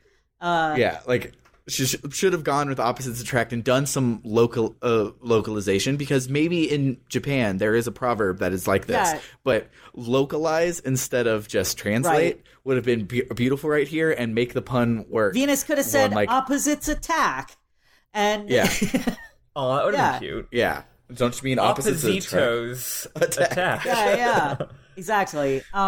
So Pluto says she has to go back to the Tower of Time and leaves. And then everybody else heads back to present-day Tokyo, where they tell us the moral of the story, which is that our lives aren't predetermined and that everyone is the master of their own fate. And then Hotaru turns back into a baby, which might kind of negate that whole life not being predetermined thing. She's like, well, back to being a baby. Bye. And they're like, bye. Hotaru's like, I am the master of my own fate. Oh God, I'm a baby. And then my favorite ending in anime history happens, where Ami's like, all right, that was fun. Don't forget exams are tomorrow. Hope you don't fail, Usagi. Hope you found time to study while we were in the fucking past. Yeah, exactly. It's 100% just like, well, back to normal. Yeah, pretty much. That was fun. Haruka and Michiru say they'll take care of Hotaru. Everybody else says goodbye in their own ways. Chibiusa and Usagi head inside for dinner, and that's it. Like, to anyone who is playing this as an RPG and is not a Sailor Moon fan, this ending is going to seem really anticlimactic. But for those of us who are Sailor Moon fans, it's very clear that it was taking inspiration from the original anime and just trying to show a normal, happy ending right after the enemy was defeated. I think what it was meant to do is that it was supposed to play like a full season of the anime in a way kind of reminds me of the Makaiju arc, which, like I explained before, that was the mid-season between the Dark Kingdom and the Black Moon that happened only in the anime when they were waiting for the manga to catch up. So I think it was kind of meant to be that sort of filler where it was like, well, we're done with the Infinity arc. The Dream arc hasn't come out yet. Let's do our own thing, but not make it like part of the anime canon. You know, let's do a video game around it. And I think that's kind of cool, but it's still like it didn't totally work for an RPG ending. I actually really thought it worked just wish fine. more games did that. Yeah, like, I mean, obviously you got your FF6s, of course, which is a different kind of ending. But like, in this game, I don't know, I haven't watched a lot of Sailor Moon, but I've watched enough anime in general to, like, I get the idea. So it's just like, I don't know, it's just like, well, we beat the bad guy. Bye. Yeah. I everything's like, what could be happier than everything being back to normal and them going back to school? You know, like that's the ideal situation, right? You don't need like a Persona 3 thing where it's like Sailor Moon fucking dies at the end. Yeah, exactly. That would be spoilers for those who didn't listen to those episodes. Yeah.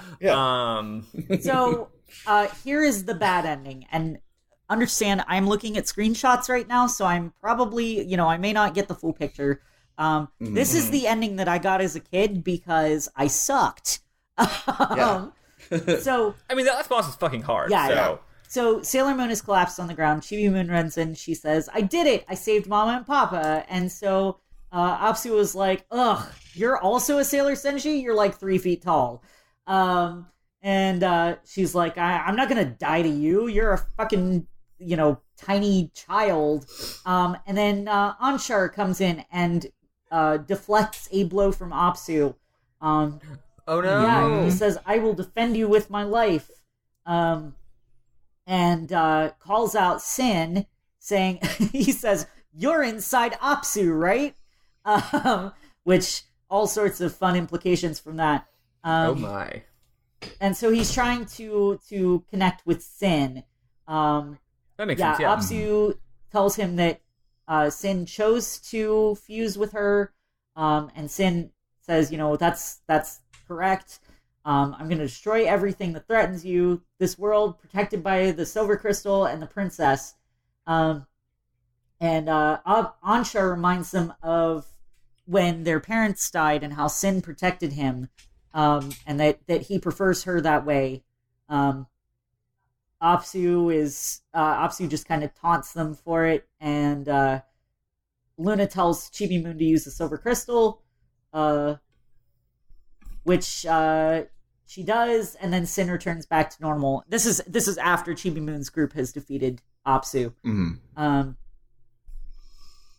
So Apsu is defeated. Fates should return to normal, Luna says. And then she says Anshar's fate will return to normal as well, and which Chibi Moon says, "Oh my god, you're gonna die," and Anshar says, "I'm just going back to a fate without Apsu." So after that, everybody ends up back at the time-space doorway. We don't get to see Anshar again. No kiss. Yeah, no kiss. So Chibi Moon says, Can I really not see Anshar anymore? And Pluto says, well, that's not entirely true. And Uranus explains that Anshar and Sin would have different lives, and even if Anshar and Chibi Moon did meet, they wouldn't know each other at that point. Mm-hmm. So Usagi reminds her, she says, it's not like Anshar is dead. You can start over again. And Uranus immediately goes, no, that won't work. And then Mercury says, well, if Chibiusa and Anshar meet again, the Gates of Fate could open, and then the Oppositio Senshi could come back and meet Apsu again. And Hotaru tries to explain it away as if we move away from our current time, the effects may weaken and not reach the time-space doorway. They may not go back to the fate that they went through with Apsu and everything. But Pluto says that would be, I know, it's a bunch of bullshit. Pluto says that would be many years into the future during which Anshar and Small Lady cannot be together at all. And Chibiusa is really torn up about that. We find a cutscene where Chibiusa and Anshar are walking along, and they run into each other, and Chibiusa drops her locket, or her pendant. Mm-hmm. And she recognizes Anshar, but he doesn't recognize her. And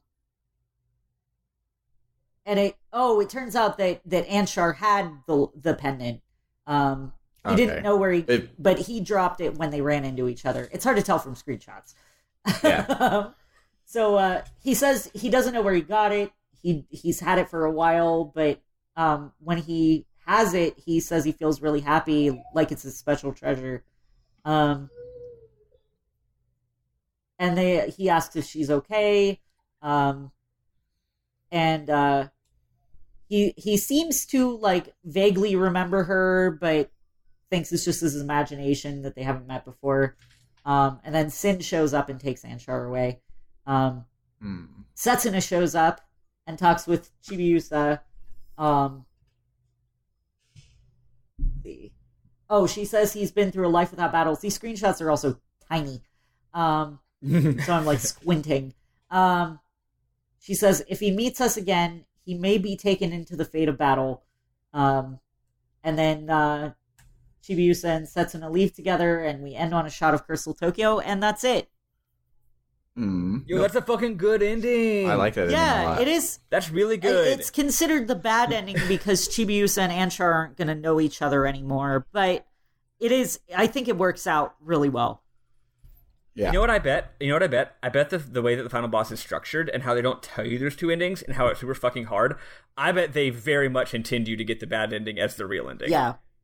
That's the real ending. The good ending is if you're super... It's almost like if you break the game, then you also Which break we the all story. totally And the good ending doesn't actually, like, the good ending is like, what if none of the characters had to sacrifice at all because they were so strong, Yeah. you know? Mm-hmm. Yeah, I've seen other games that do that, where it's like, yeah, if you really want to break the game, you can get this extra special super ending where none of the themes of the story matter because you broke it, and that's just part of games interactivity. And I like to think about this story that way too, because that's really good. Yeah. Yeah, I like it a whole lot, and also it doesn't include a lot of heteronormativity. Yeah, exactly. Yeah, that's true.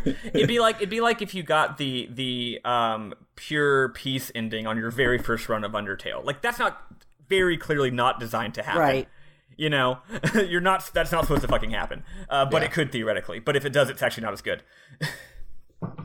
Dope. Yeah. So, But yeah, that was the game. and I will say, I think it's really cool for something like Baby's First RPG to have two endings, Yeah. because it does kind of encourage you to go back and either replay the game or replay from where you last saved, so that you can get better and do gooder.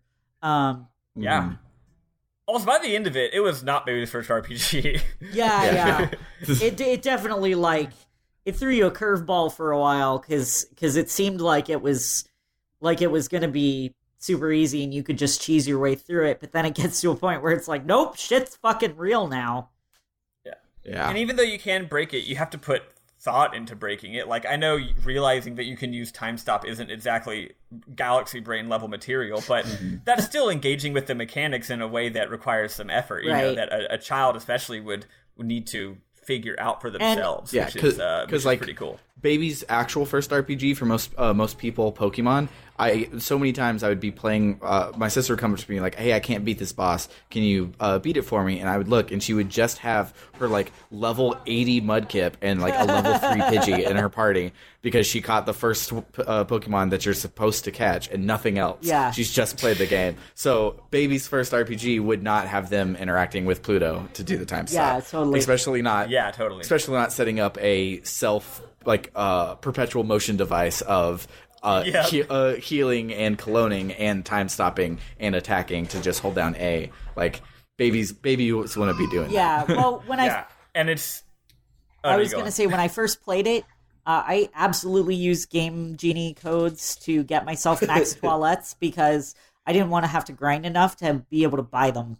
But Nice. at this point, like, having a fast forward feature, it took me... It's the same thing. Yeah. Yeah, I was going to say, and next week when I explain some of the deeper mechanics that I read about, it's actually even less Baby. And I was interacting with some of the mechanics towards the end of the game, and it's fucking... If you ever were wondering why sometimes you have no idea why attacks do the amount of damage that they do, like they do more than you expected or less than you expected or something, I have an answer for that. Oh, awesome. Yeah, I'm definitely looking forward to hearing that. It's weird. Cool. Well, I think that about does it for the week. Did you guys have anything else before we wrap up? No, I was going to save our final thoughts and stuff for next week. Cool. As a little taste, I wanted to talk about the other Sailor Moon games because I've, of course, have been playing them. Oh, yeah. During this time. We'll talk about that, talk about how we like the whole game, we'll talk a whole lot about the stupid fucking thing we're going to be watching this weekend, and just have a little like Sailor Moon centric hangout. And yeah. I am all for that. I have one thing to say, just in case, because the game is technically over at this point, so if anyone does want to start playing Xenogears early, I'll go ahead and share what I was sharing with Sam, which is we are going to be playing to... The game does technically have chapters. Actually, I forget what the name of the seventh chapter is, but whatever. If you decide to play the game early, here's how far you're playing. You're playing all the way through. You go through a forest, and in the forest there's like cutscenes and a boss and shit. And then when you get out of the forest, you are on the world map in a desert. Save your game immediately right there. That's as far as we're playing. I realize if people do want to start playing earlier, they probably would want to hear my tips, but I'll save the tips for next week because we got to go. Yep. Yeah. We gotta wrap up. All right. Well, with that, if you like what you hear and want to help us cover hosting costs and game costs, you can find us on Patreon at patreon.com/RPGbookclub. If you just want to talk to us, we have a Twitter at RPG Book Club. an email at rpgbookclub@gmail.com, and our favorite, our Discord, which doesn't have a catchy URL, so you can find a link in the description. Join us next week when we will be doing our wrap-up episode of Sailor Moon. We'll be, as we said, talking about all sorts of various Sailor Moon-related things, including the games, the live-action series, the manga, Crystal, what have you. It's going to be awesome. I'm really looking forward to it. It's going to be a good time. For RPG Book Club, I've been Elias, Sailor Eli Warren. I have been Sam Allman. And I'm Michael Spiffl Webbin. Toodaloo! Love you, bye. In the name of the moon, bye.